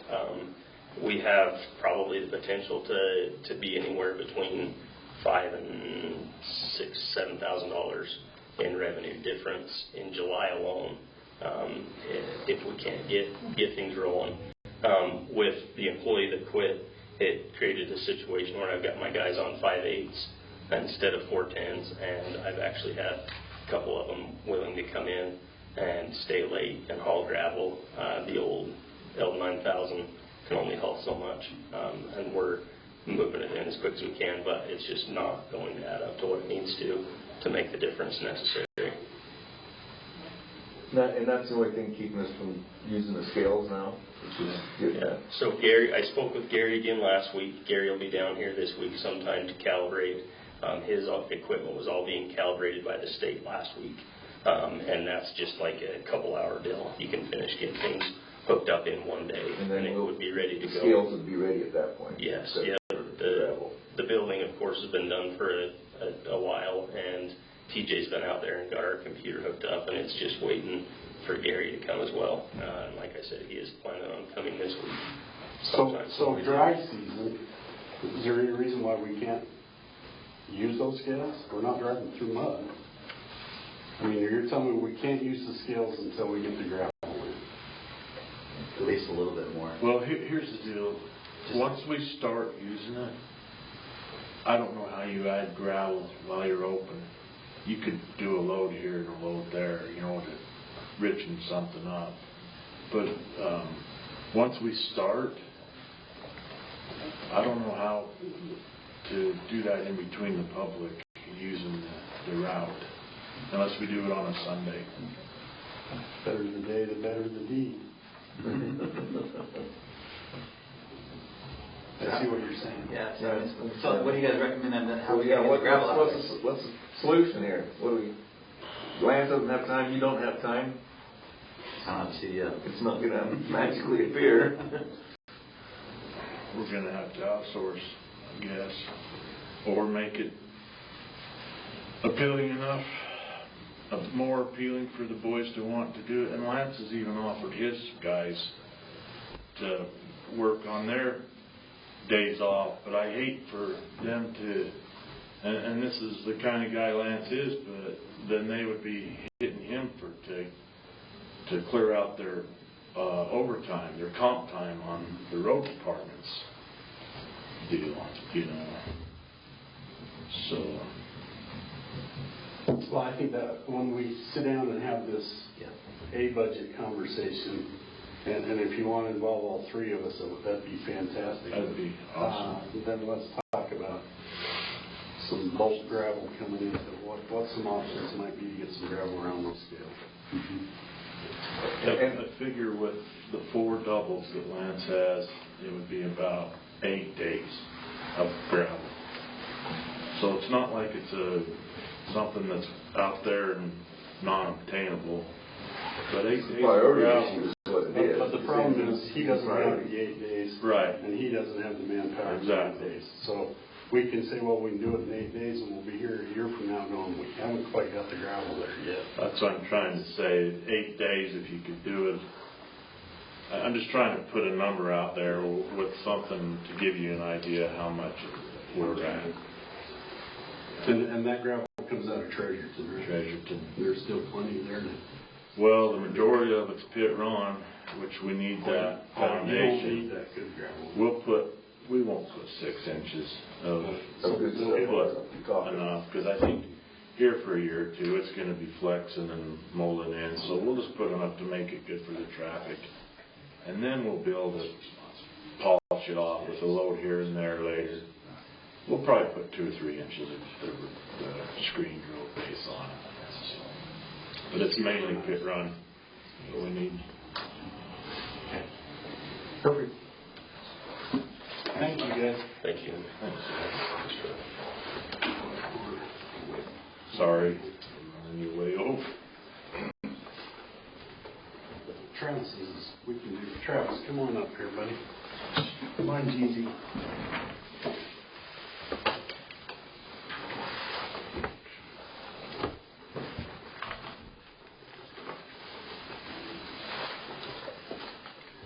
You're not even in my book. Do you leave an abatement? Yeah. Right in the back. And it'll be Fund 32 for that book and 30 not here. Okay, go ahead. So weed budget is easy. So a couple things. Our phone was just kind of out of whack the last few years. I just let it go, so we're just kind of getting it back in line with where it needs to be. Sterilant, we're always doing more and more Sterilant every year, and the price goes up a little bit more every year, so we're going to increase that a little bit. And then the last thing was our capital outlay. We wanted to increase it by 10 grand to 50,000 total, and that's just. Well, a couple things. Troy and I talked about a side-by-side in our future. They're just better, safer, nicer than the four-wheelers we have. And the four-wheelers are getting some use and abuse on them. And then the rest of it is just in case we have something shell out and pick up. It's just, we only have 2, but if one goes down, we'll be in the world there. I will comment on side-by-side and the spraying. They're nowhere near as handy as a four-wheeler. They're hard to spray out of unless you're going to take 2 guys and pass the lawn back and forth. I mean, I can see where they have their place with what they do, but if you're thinking about one for a spraying machine. Well, I'm not thinking of totally replacing the four-wheelers. Okay, good. Either. I mean, I think they both have their use. But if you're just out flat spraying, you can't beat a four-wheeler because you got 360 degree and a side-by-side you don't. And there's times like what Troy and I were talking about specifically the other day, these canyon roads where we got to go clear to the top and the four-wheeler's not. They're nice to get a tank in the back of your boom spray like that. Yeah.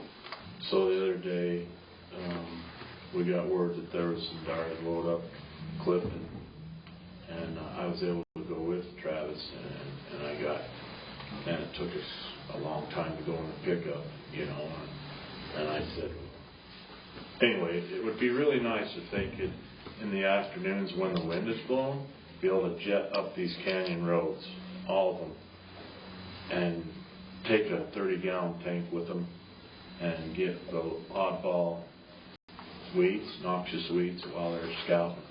I would say it's more of a scout vehicle itself, with the ability to spray an oddball weed.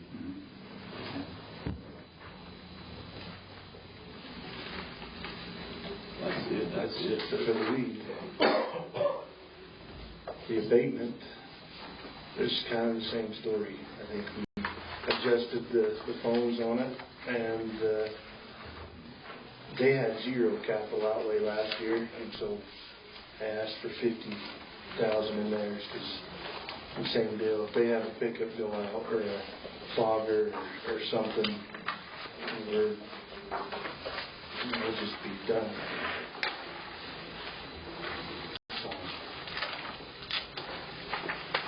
No change to boats? No. So everybody's aware we pay nothing towards the boat inspections, that's all. We're reimbursed from the Idaho Department. Yep. Okay, any questions for Trevor? No. Good. No. Thanks. That's what I like. Yep, enjoy. Thank you. Thank you, guys.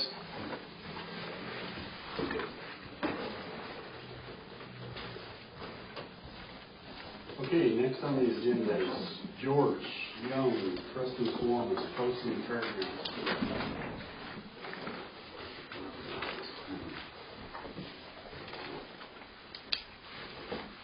Hi, Alan. Good morning. Mr. White, please state your names for the record. George Young. I'm his sidekick, Alan White. Should be quick. Okay. We just want to put our posts back up for our shades and for our line posts. They were in that parking lot for, I don't know how many years. At least 20, 30 years, something like that, for our shade posts. Well, Blaine Rounds put those in probably about 10 years ago. So 10 years ago, something like that. And then when they redid the stadium, they redid that parking lot, pulled everything out, told us that we'd be able to put them back in. We didn't even get the... What are the posts for?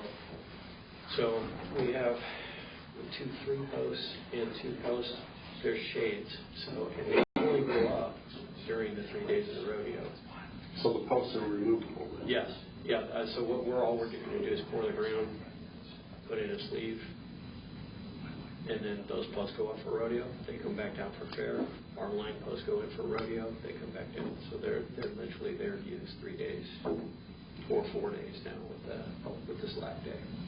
So during rodeo time, that time of day, when we're busiest over there, it's really hot on that side because the sun beats on that side of the stadium.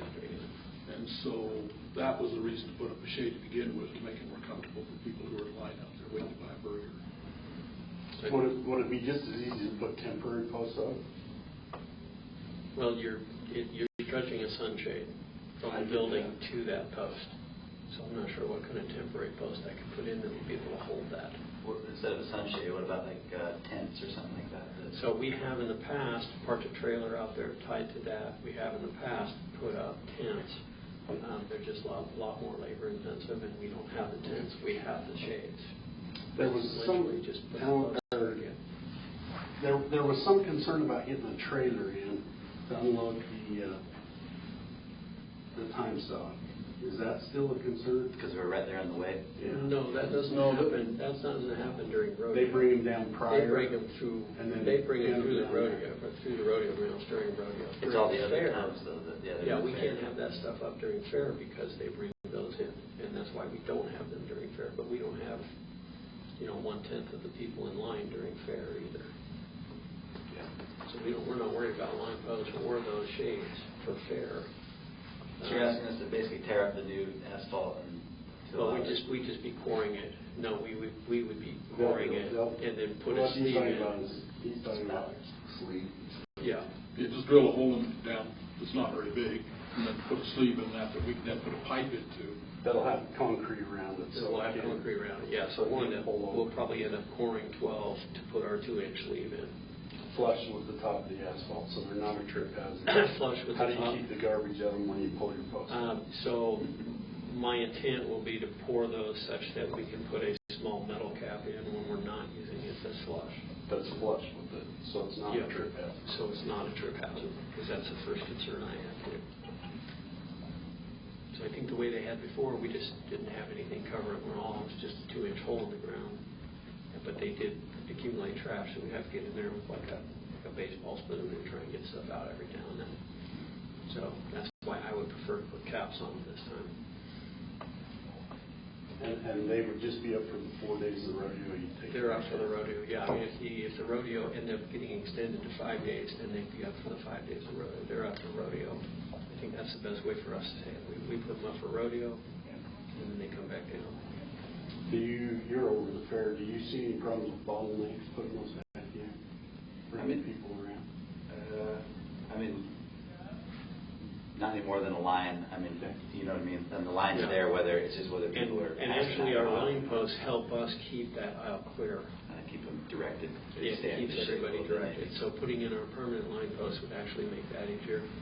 Yeah, and during the fair, you set up tables and stuff out there, and those tables are covered. And that worked pretty well. So that's not an issue. No, my biggest concern, I guess, was that it would be a permanent type of thing. But if it's in the ground and it's out of the way every other time, and I guess that was my concern. Yeah, it's literally pouring ground, putting a sleeve in, pouring concrete. That's why we're here for you now, so we can get it done before this and not come up with some other solution. We did park a Pepsi trailer there 2 years ago and tied everything onto that. And they hated that because it was a whole trailer out in the middle of there instead of just 3 posts like it had been in the past. Well, we need something substantial enough to anchor those things too, so that if the wind comes up or something, they're not going to blow away. And so basically we put in about an 18-inch sleeve, and then when we tie everything to it, it does this, and so it can't go anywhere. Landon, do you have any comment? Questions or concerns? Then they had the trailer tied out there. It was a really big bottleneck that year. Yep, the trailer was bad. I'm wondering if the water and stuff would get down in there in the wintertime and freeze and bust stuff up. We're talking about on the sleeves? Yeah, like down in the hole that's in the pavement itself. Well, if they put a cap in them. When we dig it out, then we'll do the same thing we did last night too, and that's what gravel will drain off. Yeah, if you can spare us a little gravel, we'll put some gravel at the bottom of those holes. It's 9 days of gravel now. My tongue is well in my cheek here, Robert. Firmly. Okay, so I guess what we're saying is we're going to give them permission to put poles back there. 3 of them? 3 poles, right? Well, it's 3 posts. It's 3 posts for the 2 main shades on this side. It's 2 posts for a smaller shade on this side, and then we have 3, 4, 5, 6, 7 line posts, i.e. a post that goes in the ground to just tie ropes to during just rodeo. Those are much smaller because it's just a line post. Those could be a temporary post. We've always put those in. The problem with that is that they do get moved around all the time. I mean, let's not go over and plant 30 posts in the ground. It wouldn't be 30. It would just be for the ends of our line posts, and also makes it permanent where that opening is. That's what we've talked to the fair and the rodeo people about. Well, you're the fair guy. Yeah, I mean, so they like that. So I'd like to know like a number, like the actual number that are going in the ground. Well, what our intent was to meet you, Randy, anybody over there, and actually put marks on the ground and say this someone's we're leaving open. This is where they're going, so that you guys can see it before we actually do it. Yeah. I mean, I think it makes sense. I don't have any heartburn over it. Yeah. If you'll get with Commissioner Stewart and he'll meet you over there and put some extra. Yeah. Are you okay with that, Mr. Pearson? Yeah, I think you can make that, and just make sure Zach's there to approve that. Yep. You just set up a time, and we'll meet over there and get them sprayed down. Alan, you're looking at me funny. No, I just look funny. Oh, that's what he looks funny. Okay. All righty. Thank you, guys. And thanks for what you do in the community. Well, it's to George's credit that we've got a really nice facility over there. But I still see you in there sweating. I'm afraid of that. Except no more sweating. Make a good hamburger, though. No more sweating now. Good. The new facility, there's no sweating back there. That's true. It's much nicer than it used to be. The old days were tough. Yep. Okay, next on our agenda is CAPSA update. John is my dad. Sorry, Josh. I can't read. My eyes are going to That's all right. too long. Thanks for letting us down. We just have to camp out for you all. Just saw some of the Red Bull by the way. It's Julie. Sure. All right. I get it. Sparkling lemonade. Yes, we got it. Thanks for letting us be here. So, good morning. Just a couple things walk through. A couple of years ago, y'all allocated $25,000 towards CAPSA, and I wanted to start off by saying thank you for doing that. That helped. That was an investment that we were able to use to begin expanding our services into Franklin. So you all know, Franklin County residents are able to use our facility in Logan and have been for years and years. We're just trying to get services closer to people so they're more accessible. Want to share a quick update on what that investment has made possible, and so that's what you see in front of you, and that is our fiscal year to date through April. Really, we haven't finalized May numbers yet, so that's 10 months out of our 12-month fiscal year. Those numbers represent almost exactly what we did in the prior fiscal year. So with 2 months left, we're increasing the amount of services that are here, and it represents about $135,000 in direct services provided to Franklin County residents for this year. What that figure doesn't include is new services that we've been able to provide to Franklin County residents. So the prevention education, outreach, administration, or the time and travel that our team is doing to get services from Logan into Franklin County. The important thing to remember with all these is that those numbers represent real people. Every number on there is a person. There are neighbors, parents, children, and some families that are facing some of the hardest times of their lives. This year, we were able to work with our school district up here and start to do something new. Really pretty excited about that, and they've been working directly in the schools this year. So between Preston Junior and Senior High School and Franklin High School here, the CAPSA staff delivered 33 presentations and reached over 700 students this year. So we're continuing to do things. Now, what those presentations do, what's in those, and we've got full support of superintendent, but they help young people understand healthy relationships, personal boundaries, respect, and how to recognize and give a name to domestic violence and dating violence when they see it. Now, when they hear about these things, what happens is they go home and they talk to their parents about it, or they talk to their friends, and they hear about CAPSA and they know that the services are available. And what it means is they're more aware, and so the need for services that ask for services will increase. The need for services doesn't increase.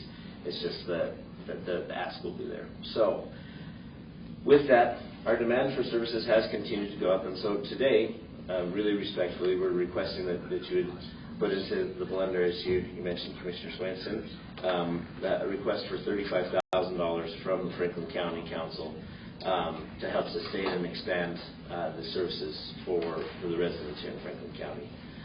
Julie is here today. Oh, one other thing I forgot to thank y'all for.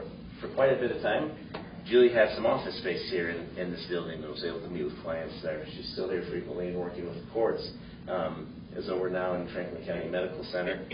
But she's here and just wanted to let her have a chance to talk about some of the folks that she's met with and just even what's happened just in the last week. Yeah, so the past year, April 2025 and to now, April 2026, I have been full-time here in Franklin County, Preston. The services continue to expand, reaching a broader and more diverse population while addressing increasingly complex needs. Our work reflects strong collaboration, rapid response, and commitment to survivor-centered care. I'm just going to give you a few examples of the things that we've been working with. CAPSA serves clients that range between the ages of 20 to 85, and that's just been in the past year from Franklin County, and these are Franklin County numbers. This itself demonstrates increased community awareness, trust, and access to service, and highlights the importance of age-inclusive, trauma-informed support. I conducted a CSSRS, which is a suicide severity rating scale. That for someone that came in, we were able to provide immediate risk evaluation and safety intervention. We assisted a fleeing victim from an active crisis, coordinated with the Oneida Crisis Center because the victim wanted to go north and did not want to go back to our shelter in Cache County. So they housed that client for a night and fed her, and CAPSA was able to purchase a bus ticket for her to go further north into Idaho to a safe family home. During that time, Franklin County Medical Center staff hopped to my assistance, where I'm the only one there. They were excellent in supporting me, and I appreciated that very much.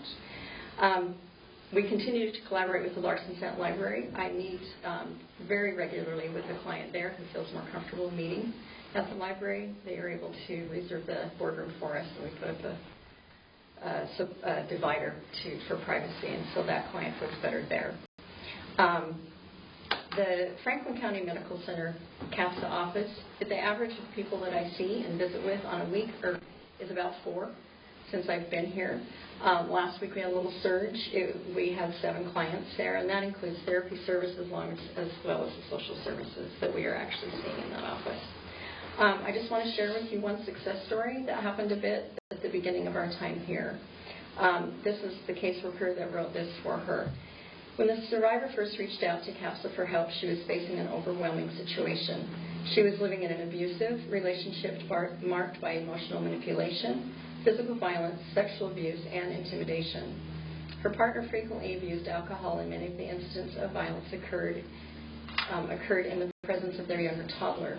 In one particular frightening incident, the abuser threatened to take his own life while holding a firearm in one hand and the child in the other, leaving the survivor fearful for both her safety and her child. Despite these challenges, the survivor made the courageous decision to contact CAPSA to leave the abuse and seek safety. Wanting to relocate to closer to supporting family members, but concerned about being located if she stayed with those relatives, she entered shelter and immediately began working towards stability and for herself and her child. We actually collaborated again with Plaza Hotel and housed her here. She wanted to be closer here. Over the course of those 30 days, she demonstrated remarkable determination and resilience. While parenting her toddler full-time and navigating the emotional aftermath of abuse, she actively engaged in housing searches, employment opportunities, safety planning, and legal advocacy. She secured meaningful employment, obtained safe housing, and worked diligently to furnish her new apartment, creating a stable and welcoming home environment for her little family. At the same time, she faced significant legal challenges with courage and persistence. She successfully attended court proceedings, obtained a protective order, and began both divorce and custody proceedings to establish a long-term safety and stability. Throughout the process, the survivor consistently showed up for herself and her child, even when the path forward felt uncertain. Her willingness to take difficult steps, remain engaged in services, and work tirelessly toward her goals resulted in a complete transformation of her circumstances in a very short period of time. Today, she and her child are living in a safe home, free from violence and fear. Her story is powerful. It's a powerful example of what can happen when a survivor is provided with support, resources, and the opportunity to build a new future. Through hard work, perseverance, and courage, she turned a period of crisis into the foundation for a safer, more helpful life with the advocacy, of course, and support of CAPSA. We find it very empowering for those individuals to have advocates by their side. I'm going to share one really quick one to you. I hope this shows the span of the variety of people that we work with. A young woman reached out to CAPSA on her hotline call. Her husband brought her in. She's in a very loving relationship, has a good family, 3 little children. She had experienced severe sexual abuse and physical violence from her family growing up. And it was surfacing for her, and it was affecting how she was being able to be a part of her current family. And she didn't like that. And her husband talked it through, and he supported her, and he came with her, and they came. And it's just been a pleasure to see her blossom and to get the help and feel more calm about the support, and that she isn't crazy about what she went through. And so we see extremes, and we see these kinds that really are extreme too, but they're not actively extreme. So I was impressed with that little family, that lives here in Franklin County, that he came and brought her, and she's been able to move forward with that. So, do you have any questions for what else we're doing? I do want to get your questions all wrapped real quick. Okay. I just want to let y'all know where our funding comes from right now, and have you on that. Right now, it's heavily subsidized from our Logan campus, but I want to let you know about some other things too. We've established CAPS of Idaho as a separate 501c3. What that lets us do is apply separately for additional federal funding grants. We've applied with the state of Idaho. We've got some pending grants there. We actually have a specific funding request with the Church of Jesus Christ of Latter-day Saints for funding just for Franklin, Idaho. And then we're working on building relationships with individual donors and philanthropic organizations here. We don't have any entitlement funding. I'd be lying if I said that I didn't want some entitlement funding. I'm not asking for that here, but we're trying to earn those dollars so we can keep providing those services.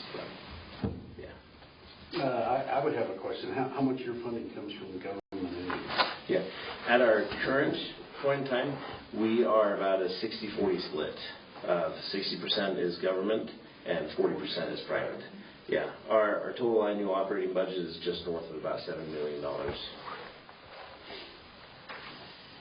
Similar agencies in Utah sit between 80 to 90 federal and government funding with 10 to 20%. We don't like to have that balance there because that funding can shift really pretty quickly. We just want to be more diversified in our funding. Yeah. Let's say I know that you guys just kind of established a board here in Franklin County. How's the work with that going? Have they produced some good things yet? Or yeah, the board has been really incredible to have. A big reason for that is that while we do have our best practices, we've been around for 50 years in Utah. We recognize that every community is unique and has different needs. So we wanted to make sure that one of the first things we did here in Franklin County was establish a Franklin County board to get those voices about, okay, here's what's different. So they're familiar with what we do in Logan.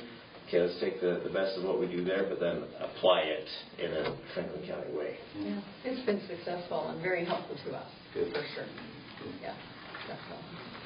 But I look at these numbers and I think about our small community, and this is, the types of issues that CAPSA helps deal with I think are issues that we like to maybe sometimes pretend that we don't have in Franklin County, and we do, and the numbers prove it. And so I'm thankful that we have an organization that helps us as a community deal with those types of things. So, I mean, in my opinion, it's a very worthwhile process or program and opportunities that we wouldn't have otherwise if we didn't have it. You mentioned, I just have one more question, sorry. The school board, you mentioned Preston's participating, Westside is not participating in any sort of CAPS-related stuff. Is that Let me tell you the story about that. Okay. We've reached out to them, but as we collaborate with Oneida Crisis Center, they kind of have, they're familiar with the principal that was in Ladd Junior High is now the Westside High School principal. And so they have had those connections. And so at this point, we're allowing Oneida to let them do their thing with Westside. This coming year, I would like to participate with Oneida there to see what they offer and maybe what we can enhance.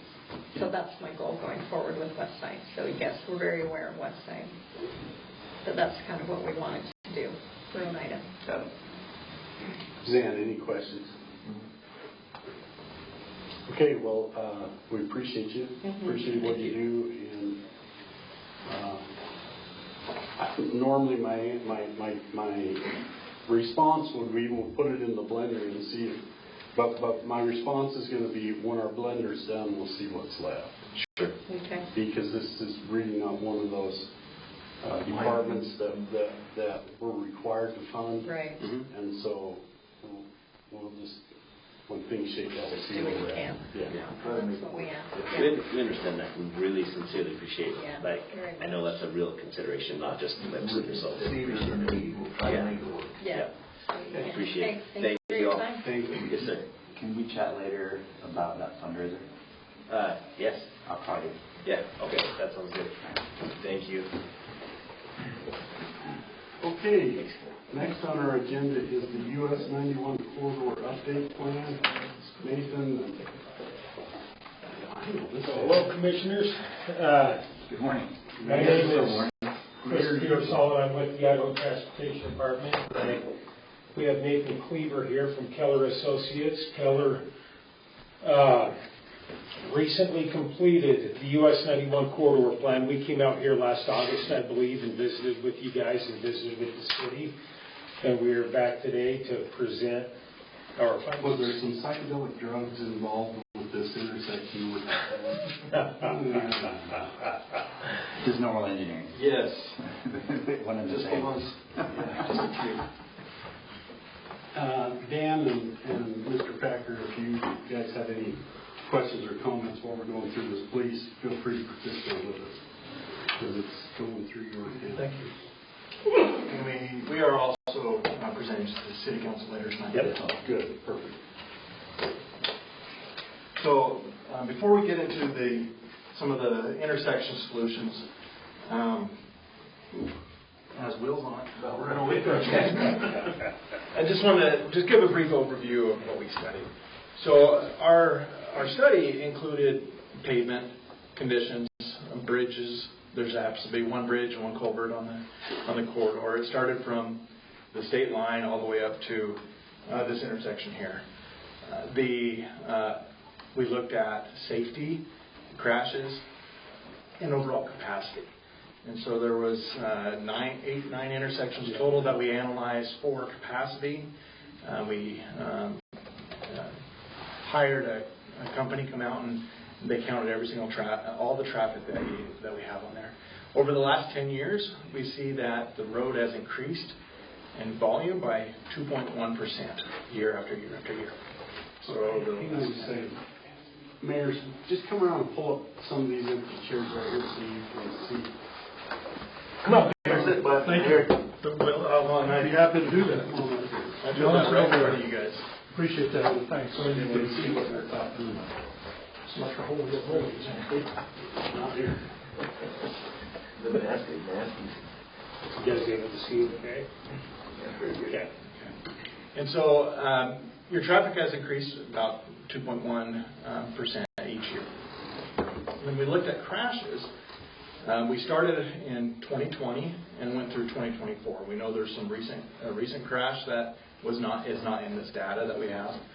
During the crash period, there was 2 fatalities. And if we ignored the COVID years, 20 and 21, you're looking at about 40 crashes happening each year. Okay. Is that from state line to here? Yes. Okay. 40 per year. About. I think it was about 40 in 2030 or 23. Or excuse me, 22, 23 was like 34, and then 24 was again 40. When we looked at the severity, there's less than 25% that are severe. That would be fatalities, and there was 2 of those, and they happened south. Then there was 8 others that were type A, and most likely had hospitalization associated with it. The fatalities were one down at I think it was Legacy. And involved improper turning. And then the other one happened, I think, at 800 North, and I may have gotten the order in which the causing event. One of them was multiple cars, an avoidance, and a rear end, and that was those 2 fatalities. We understand that there was one recently here in town. When we looked at the intersections, if you asked over this period, what's the worst intersections that we found? Well, you'd probably assume it's Oneida. It's not. It's 100 South. What had more crashes? It had I'd have to. Just a few more crashes. This light, corner there. Yeah. Mayor. And so when we look at what types of crashes that we're seeing, about 150 total crashes. We're looking at 25 of them were angled crashes, so turning. Okay. Or excuse me, we have angled turning and we have angle. So between those two, not sure if that's the exact same category based off of the crash data, but that's 50 of the 150. That's a third. If we look at contributing circumstances, if there's a previous accident, there's about 8% chance you're going to have another accident immediately after. Okay? So people going by rubbernecking it or something? Something. Yeah, I mean, that's a pretty high number. I just thought it was something of note. Failure to yield was a third. So that could be some type of turning, something like that. Animals on the roadway was probably about, looks like 20 of 150. And those are wild animals. Domestic, I think, was only a couple crashes. Okay. When we looked at overall pavement conditions, I'm going to use the word goodish or poorish, one or the other. Some areas are really good, some were on the poor side. And so it's hit or miss where how the pavement's doing. And ITD is on top of their pavement program pretty well. There is the one bridge, and it's in very good condition. It's not very big, and there's box culvert, and it's in good condition as well. Now, part of our work was to look at the capacity of these intersections. And of those, we went and did several concept designs, what we could do to look at how to improve the capacity. Just to overview real quick on where they stand. So we rank a intersection service. Level of service A, it's less than 10-second delay. Okay. Level of service E is 35 to 50 for a stop sign, and then traffic signal 55 to 80 seconds. Okay. And then F is later than those, and that's when we're saying that you're at full capacity and you're at the worst delays. Okay. When we looked at all the intersections, the 6 we looked at inside Preston, most of them were B, except for 100 South was a C. And it has one movement in the PM time, it actually goes to E. Okay. 100 South. 100 South. About 10 minutes. The delay is 48.5 seconds. And it's westbound left. Okay. All right. So that would be coming up, US 91, trying to turn around. Be delayed. Never do it. Yep. Okay. All the others, the worst delays were 21, 16 seconds. Not terrible. But we do see in the crash data people are gunning it to get across to take those laps. We go down to Franklin. They're B in the morning and C in the afternoon. Is that for Legacy? The Legacy was not specifically included in the volume crash data, or this. It was included in the crash data, but for the capacity analysis, it was not. It'd be by the F, and then it's going to get worse. Okay. So Legacy is it's a nonstop control, correct?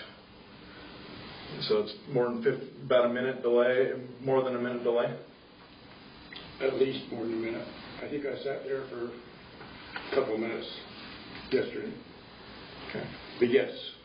And it's certain times of the day is a lot worse than others. Yeah. 4 o'clock in the afternoon. And then we got that business park in, we got 12 more homes going in, and the next phase is requiring that TIS on it. So. Yeah, and then that will trigger, then we'll know exactly what it is. Right. Unfortunately, that was not in the study area. Identified intersections that we were to study. Okay. Now, part of it was to project what will it do in 2045. And so within Preston, I'm just going to read the numbers for the afternoon. I'm going to start on the north. 300 north, D. 2nd north, D. 100 north, E. Oneida, B with the signal. 100 south, F. 2nd south, D. So we can see that sometime over the next 20 years, that we're having capacity issues in the PM. In the morning, there's a couple of E's that happen. Okay. If we go through Franklin, we have an E that happens on Main Street in the afternoon, and then 2 D's, first and second south, both have D's. That's 2045 numbers. How come Legacy wasn't in that? It wasn't one that, when we looked at all the intersections, the ones that we identified that we could do within the budget that we had. But yeah, if we get that TIS coming up, that'll give us a lot of good information there too. This in no way precludes us from doing anything at Legacy. You know, if we identify the need down there, and that TIS will give us a lot of good information too, then we can certainly address whatever concerns we'll have down there. The TIS won't be though for at least another year to 2 years. Okay. Okay. If we start and look at so the other category or the item in the scope was we were to develop concepts of how to improve these for 2045, and so we looked at the intersections that were failing at the 2045 level, and so we looked at what do we do at US 91 and State Highway 36. Similar operation as what you have now, where 30, 34, 36, couldn't figure out the name quite. It's named too. One and the same. Yeah. So T intersection, but when we look at the traffic, 2/3 of the traffic is this direction. Mm-hmm. A third is this. Okay? And so is that the right? So once we started looking at how that worked, and right now it's kind of odd. You have the right turn, or you have the left that people make. And then if you're on 91 and you want to go back, you actually go past it and you're going in on the other leg. It's weird configuration. Or you skip it and turn around and do a U-turn. I see this one doesn't have it. No, this one kept the right turn, so you get the free flowing, and it takes it to the intersection. The normal spot where But if you're coming up with that, if you're coming you turn it and this is a signalized intersection. Oh, that's a signalized intersection. Yeah. Okay. Okay. And based off the numbers, we think you're going to need to be there. And then, Mayor, if these are torn, when we go to the city council, you can tell them it was nice. You're good. All right. Then you go to another option, knowing that the dominant route is going to the right. So we made that, we flipped it. And we just started throwing a bunch of spitballs in a meeting, and we came up with 3 that we thought, we had actually several more, but we came up with these 3. So it's almost identical. You'll note on each one of them, we're closing this access. Okay? We'll talk about that down the road. Because I got some concerns about that. This one. So for a guy that his whole life has used that little short driveway you just drew in right there, today that's dangerous. Which one? This one right here? That one right there. Yeah, that one's a tough one how to handle. So, granted, this is not the ultimate configuration. No, yeah. Our recommendation is implement an improvement. Here's 3 options that you should consider. Okay. And so that would go to public involvement. That would go to the full federal aid process. Yeah, we include your involvement and everything else, but. So just in full disclosure, when I look at these proposals, I got a set of ag glasses on. I don't have, and I'm telling you, if you're an ag guy that's on the wrong side of town, that's every proposal you've got is because you're closing that road right there. You're referring to no, the one up there. Oh, this one up here. Yeah. And that could be less. I mean, that could be worked out. This is just when we came through. Is there a roundabout next? There is. No. Because, the most efficient and the safest, meaning less severe crashes. If you know how to use it. I love it. This is a roundabout. Okay. Okay? Everybody probably thought, oh yeah, obviously roundabout. This other one is one that somebody just said, why don't we just mirror it? And that it makes it so that stop traffic is the one with the less traffic on it. And everybody else can you make this predominant route. Okay.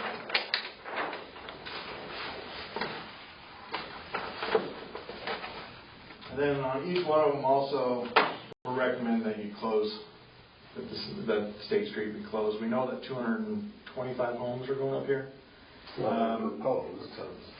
Proposed.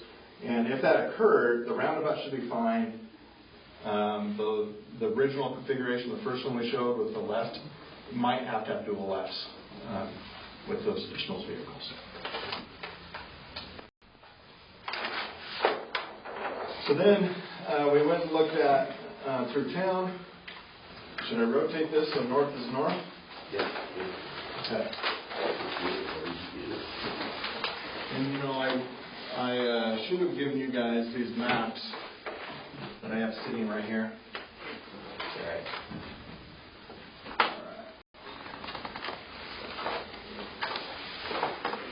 So we're going to start here on the south, 5 lanes all the way through town, all the way to 2nd North would be the 5 lanes.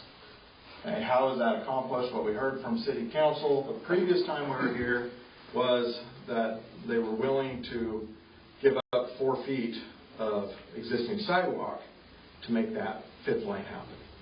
They may have changed their mind. Well, no, I think that's an excellent proposal, as long as you give us $3 million. I mean, we can. Yeah. You see where I'm coming from? Yep. You have the estimate. I appreciate that. But that's the big issue, is that's by far the best proposal, but the city has not got that deep of pockets. So when you talk about movement of utilities, as well as all the other infrastructure, that's going to be nasty. Yeah. Because Yep. And what it would do is it maintains the parallel parking along it. The other thing that it did is it included bulb outs at each of the intersections so that the parking would no longer just be right in line, and you see the red curve right now. It would come out, it would shorten that distance for pedestrians and get them out so they're not hidden behind cars, and they would cross.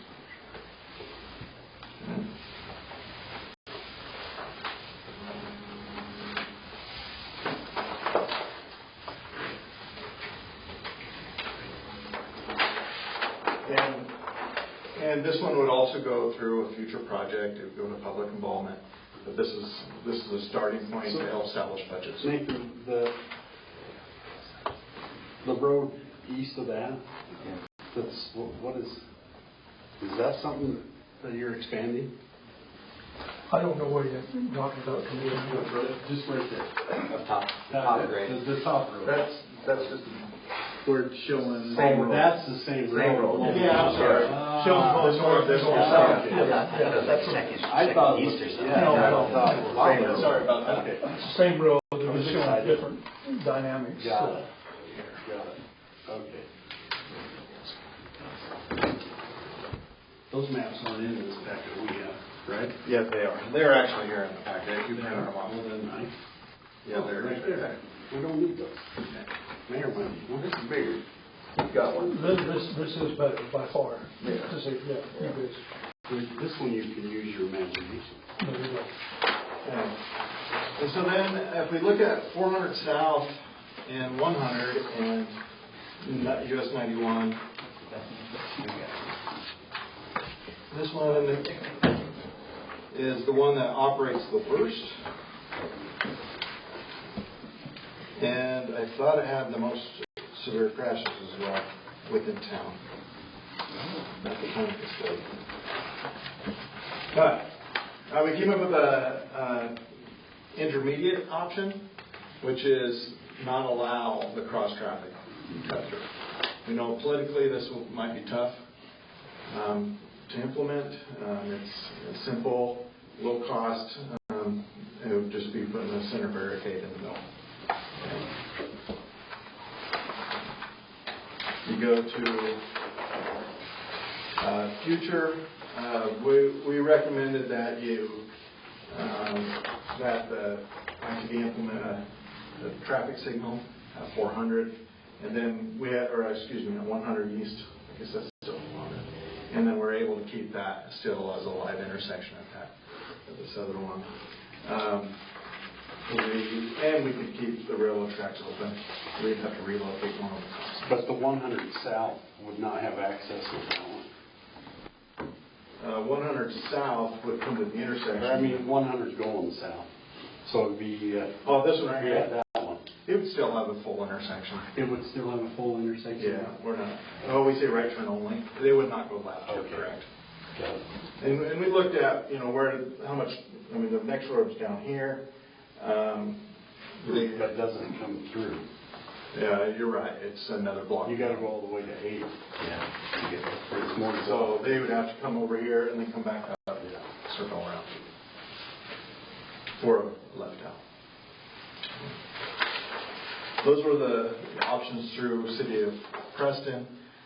Looking at Franklin, we did not see improvement options that needed to be conducted based off the traffic. So for perhaps Legacy. How about a street light? We do have street lights as indicated. There's several other options that we recommend. Corridor wide, all the stop controlled intersections that the county has that's going through it, we're recommending that you do enhanced stops. And so FHWA has proven safety measures that increase traffic. Basically, it's two advanced warning signs with flashers from the side streets that say stop ahead, reflectors on the posts, and then you do the exact same thing for the highway with beacons on top, both sides of the road. If they don't have stop signs, they just have, hey, there's an intersection coming up. So that's one of the recommendations. And then we have lighting at several of the intersections that we say to implement as well. Did you consider a turn lane by Maverick from All Dollar at all? A right turn lane coming north? What street is Maverick on? I know where it's at, but I don't. Are you talking about down in Franklin? Yes. That's right there at Legacy. It's like my house. Legacy Drive. It does not have a center turn lane already? It does have a center turn lane, but coming north, it don't have a right turn lane by the Family Dollar. And that's what the biggest problem is right now. Okay. Yeah, we did not include that. I'll drive after this. I'll drive down and look. Yeah, and if you want me to come with you, I'll give you my phone number. Okay, thank you. If you two are going that way, Preston, Nathan, I had a constituent call and say, hey, if they're doing some work on 91, is there a way to make the turning lane for the Cub River Road a little longer to paint so that you can line a few more cars up in that turning lane to go up Cub River without them being... Cub River? Yeah, without them getting rear-ended because they're outside of the... That's a scary intersection. Yeah. I live up Cub River. I drive it every day. The concern was maybe the only fix you need is just change the paint. Well, it's on a corner too. But I don't know how close it is to Palmer's Corner. You know where I'm talking on the sweep there. Yeah. You think it can be done just with striping, huh? Well, I don't know. We'll look at it and see. A little longer so you can line up. You know, and I'm not making any commitments today, but I get it. But what I'm saying is, when I was working on our last program update, which was in April, that we turned that in, and this was a difficult year because instead of programming any new projects this year, we cut some more. So everything I was looking at, I'm really hopeful to get to next year. But there was a project that I was looking at, which is just a pavement preservation project, basically silt coat or something like that. They'll go right down through that area, right down from the border and then on up north here. But if there are little striping tweaks or anything like that, those are typically easy enough to do at a time you know, if we have a project like that down there. Yeah, I think little the concern was operations. if we could get over a little quicker and then be able to line more cars up, turn them to Cub River. Because, you know, when they hit that, they got to wait for the northbound traffic, or they're doing the Utah thing and gunning it to get around the corner. Oh, yeah. But if they could line them, because they're saying there's sometimes, I don't live up there, Right. they're saying there's sometimes when the cars get beyond what the turning lane is, but they're stopped. At certain times of the day, I don't take the turning lane, I go around by Moser's Corner and then go across the road. Because that is a bad corner sitting there. You got traffic coming at you 65 miles an hour, and it kind of has to shift a little bit. And traffic coming up from behind. Yeah, 65, and then you got, they're on that band. and it's not a very, and then the other thing that, you know, coming home at night coming from the south, and I've been doing this for 20 years, you have to hunt to find that corner to turn. If there was a light, a flashing light, or a street light or something, and I mean, you got to be careful that you don't. You say street light, you mean like a luminaire or something Okay. to light up, because it's pitch black out there, and you're looking for a little teeny Cub River sign, and you know, and I'm 20 years into it, and I'm still slowing down, looking careful. Where's my turn off? Where's my turn off? You know. Well, I was going to say, Commissioner, it's a good point. We can maybe talk about this in the next 5-county road coalition meeting. Yeah, well, it is a matter of paint and a light. That shouldn't be. Would make it a whole lot safer. I think the fact that we were unable to program that project this year too, but it's at our forefront. It's one we recognize and need to do from a pavement perspective. It's timely because maybe this is a good opportunity. I'll also be coming down here in the next, 2 or 3 weeks and meeting with our maintenance foreman, and I'll bring my planning team with me, maybe our traffic engineer and a few others, and those are things we can talk about when we're down here too, and say that these are things maybe we should consider while we're programming this project. Because we haven't flushed out any design or anything like that, but yeah, that might be an easy win, potentially. This would have been a great thing to know when you guys were here last time. You said, send us our concerns. The problem is, it was given to me last Thursday. I'm like, oh, I didn't know that was a problem, because I don't go up Cub River very often. Will you come down in 2 to 3 weeks? Can I meet with you too? Absolutely, yeah. Just give me your contact information, and I'll let you know what day and what time and all that sort of thing that we'll be down here. Commissioner, can I ask you a question? So I'm a little curious, gentlemen. I don't see anything in your plan. The railroad intersection by the old grain growers across from Stokes, the little island there, to me, that's the most hazardous part on Main Street, where that island, we've actually requested that be upgraded, and we were told that that's the city's responsibility. But people come down from Highway 34, and they've got to go into Highway 91, and you've got traffic from Stokes, you've got traffic from, that's fairly significant hazard in my mind. Maybe we should have given that suggestion to you, but I thought that would be pretty obvious. That's been the mayor's right. That's been a rough corner for a long time. Unfortunately, they don't see drainage now. You just have to turn the drainage right there. I really tried to dig into your report. It was exhaustive. I felt like I was reading the book of Isaiah in some areas. So, but maybe we can check that out in the meeting. Well, and this is the purpose. I mean, if we need to do an addendum to add in these, that we wanted to come and say, this is what we found, this is what we heard. I'm glad you brought that up. Weird intersections on both ends of town. Yeah, on both ends of town. And if you're in a truck or anything large, and you're at either one of them, they're not user friendly at all. That one may be worse than this one. This one's terrible. And now, where is that intersection? We'll show you. Okay. I'm going to take these guys to lunch. So. It's like third north, I guess you would say. Yeah. I'm sorry, third south. Yeah. So it's not part of that six-legged intersection? No, it's right at the corner of it. Yeah, that's a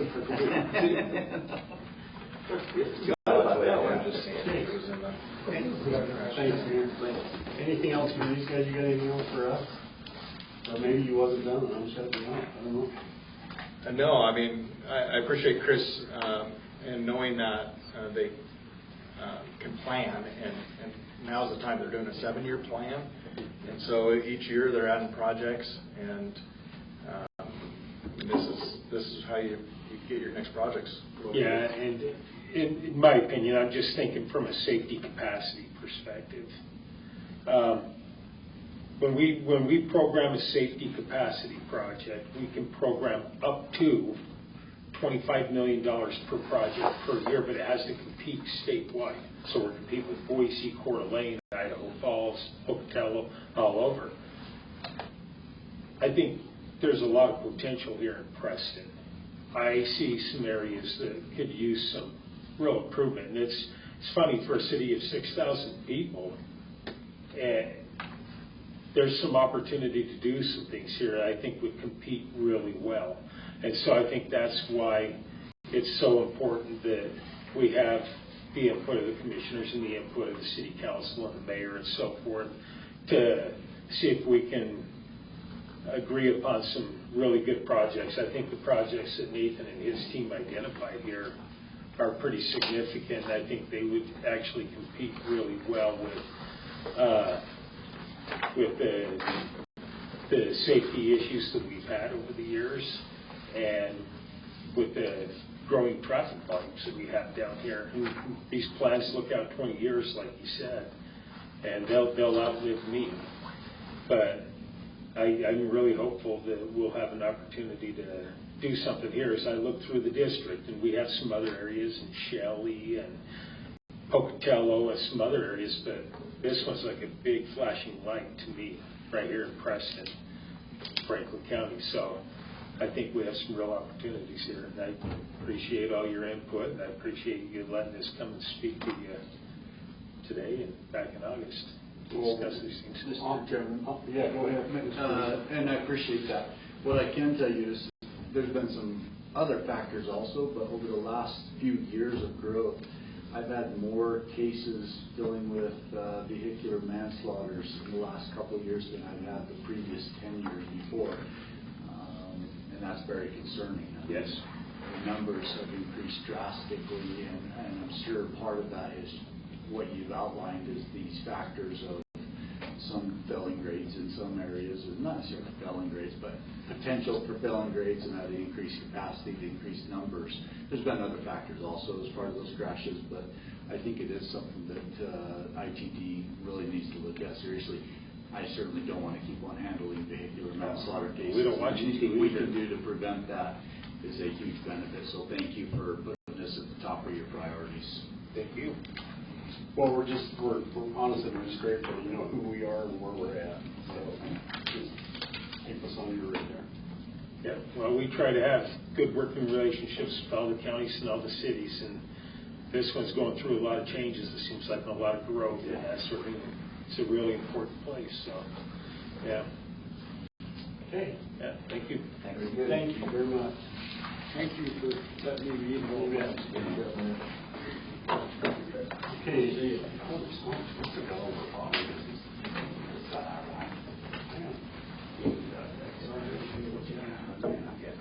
All right. Do you need a 5-minute recess? 3-minute recess. Yeah, me too.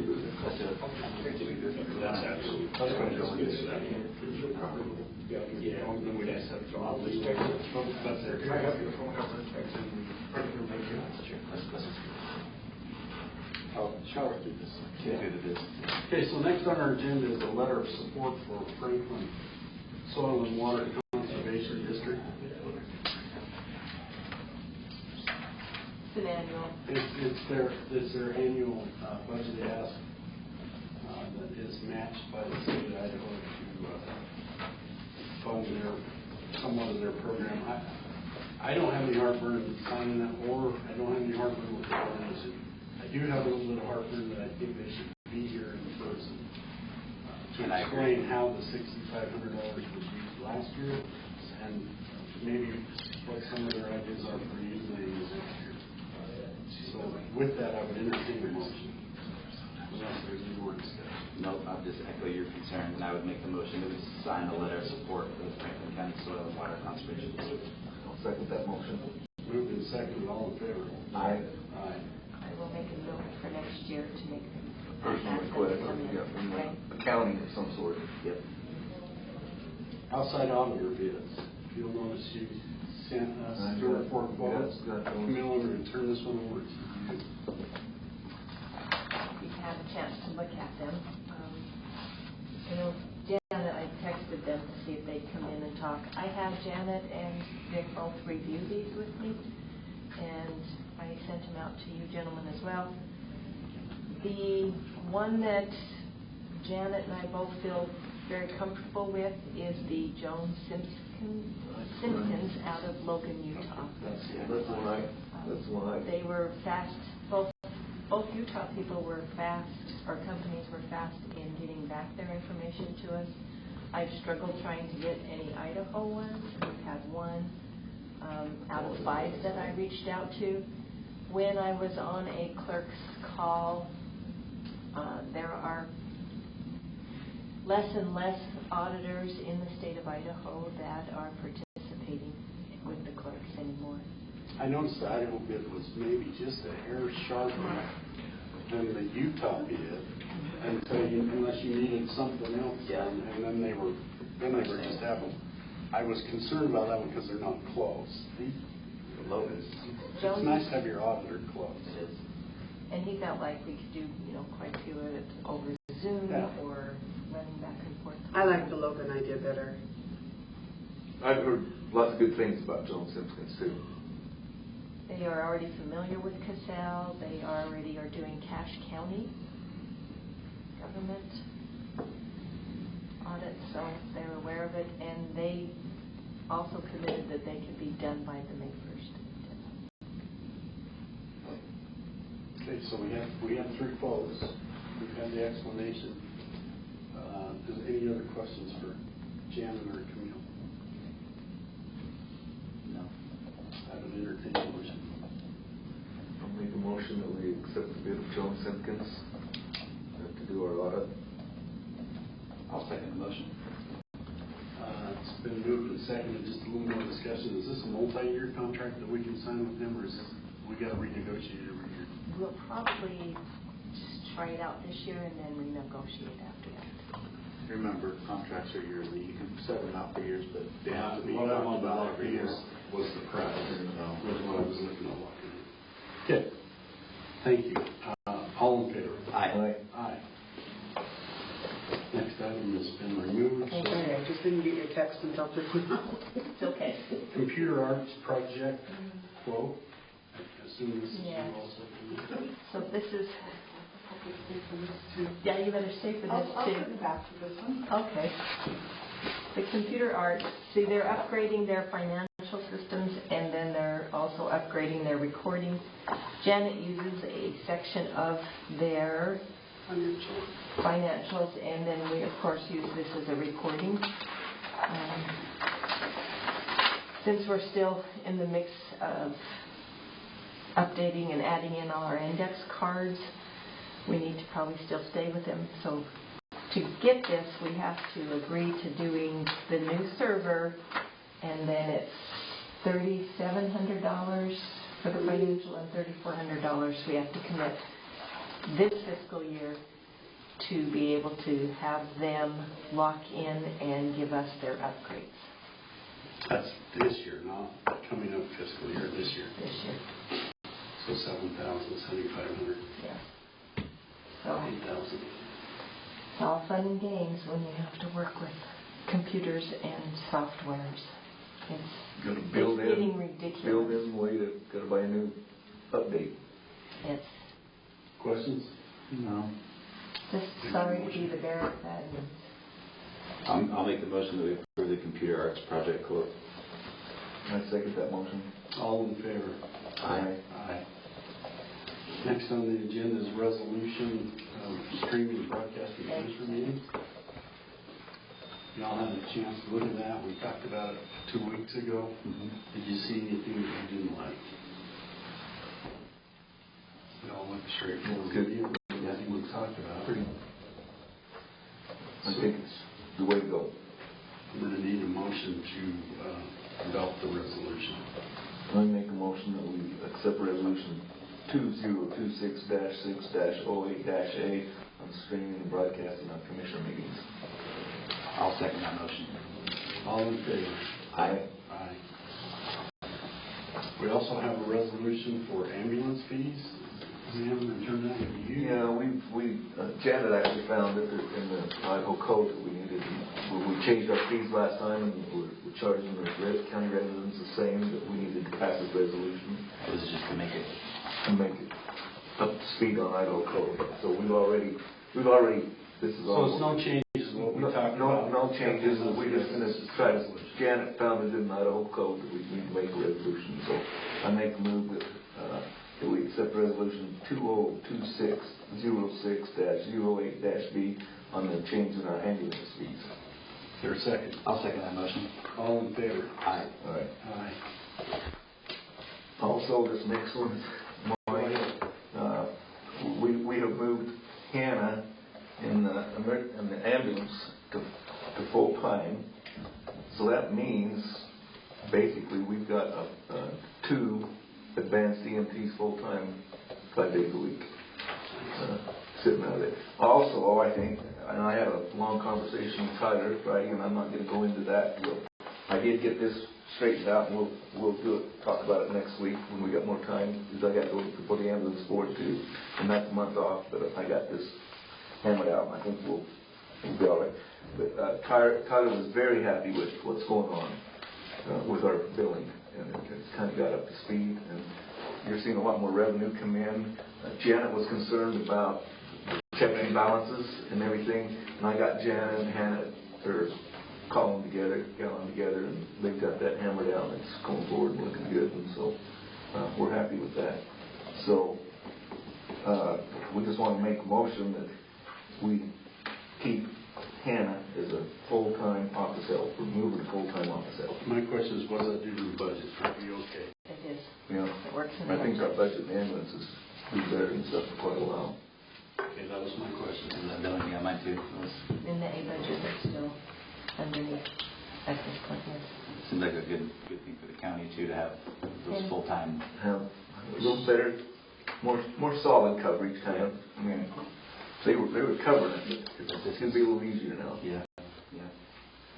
Okay, I'll need a motion to change from part-time to full-time. I make the motion that we move Hannah from part-time office help to full-time office help.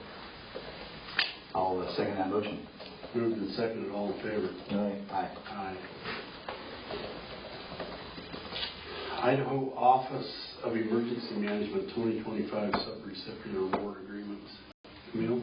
That is, again, something that's done annually, and Lamont just said to have you sign it. It's nothing new, nothing changed. Still the same amount of money that will be helping to fund his budget. Yeah, this is where his half of it Comes from, right? funding comes from for his half, or for half of his budget in the state. Can I get a motion? I'll make the motion we sign the Idaho Office of Emergency Management 2025 Subrecipient Award Agreement. Is there a second? I second that motion. All in favor? Aye. Aye. And the next one is also a agreement with the Sheriff's Office. The Sheriff's not here. Camille, do you want to quickly, do you know where he went? I haven't seen him today. Come in. I mean, we all saw it, but And this is for his mobility grants, where they go out and kind of stop traffic to educate them on their seatbelts. I can't remember what else, and DUIs, just to educate the different people. So it's part of their overtime grant that they get reimbursed for it's something we sign every year. every year. So Since it's they've not- been it's doing not the mobility. I'd entertain a motion. I'll make the motion we sign the fiscal year 2027 Traffic Enforcement Grant Project Agreement for the Sheriff's Office. I second that motion. All in favor? Aye. Aye. Now we're at a point where if nothing has jogged your mind or made you say that you don't like what we did this morning, this is the time to adopt the International Building Code that we had the public hearing on this morning, if you so choose. Otherwise, we can wait 2 weeks. But Yeah, and based on the fact there's no input, and it just makes sense for us to be able to do our own inspections. Yeah, I'd make the motion we adopt the International Building Code to include the Idaho Plumbing Code. I second that motion. All in favor? Aye. Aye. And 4-County Alliance budget request. I attended the 4-County meeting in Silver Springs last Thursday. Molly drove to Paris, and all her expenses have gone up, fuel and everything else, and she operates on a shoestring budget, and she's asking that if we could up our donations by $500 to Molly, and she also 35 to 4. yeah, and she also would provided, and I don't have it with me, the money that she's secured for us over the years with Rocky Mountain Power, with the convention center, and everything. And I think it's a pretty good investment for what she's done for us. So I would encourage us to do that. Mayor Packard, do you guys use her at all for Preston or for Franklin City? Do I have what? Do you use Molly Baceres at all? No. For any of your grants? The only one that we have is Clifton. Clifton is the only one. Preston. On Preston, yeah, and that's Franklin County. Clifton donates $500 a year. And Will the budget support that? Can we? I think she's worth her money for the most part. Okay. Put that in the form of a motion. I would make a motion that we go with 4-County Alliance's request to up their budget by $500 or $3,500 to $4,000 a year donation. I'll second that motion. All in favor? Aye. Aye. And with that, Just like that. we powered through the bottom half of that. And we are ready to enter into an executive session and close the open meeting. Can I get a motion? I'll make a motion that we close the open meeting and enter into executive session pursuant to Idaho Code 74206-1-C to acquire an interest in real property not owned by a public agency, and Idaho Code 74206-1-A and B to consider personnel matters. I second that motion. Seconded, roll call vote. All in favor? Yes. Yes. Yes. And with that, open meeting is now adjourned, and we're going to take just a 3 or 4 minute recess before we start.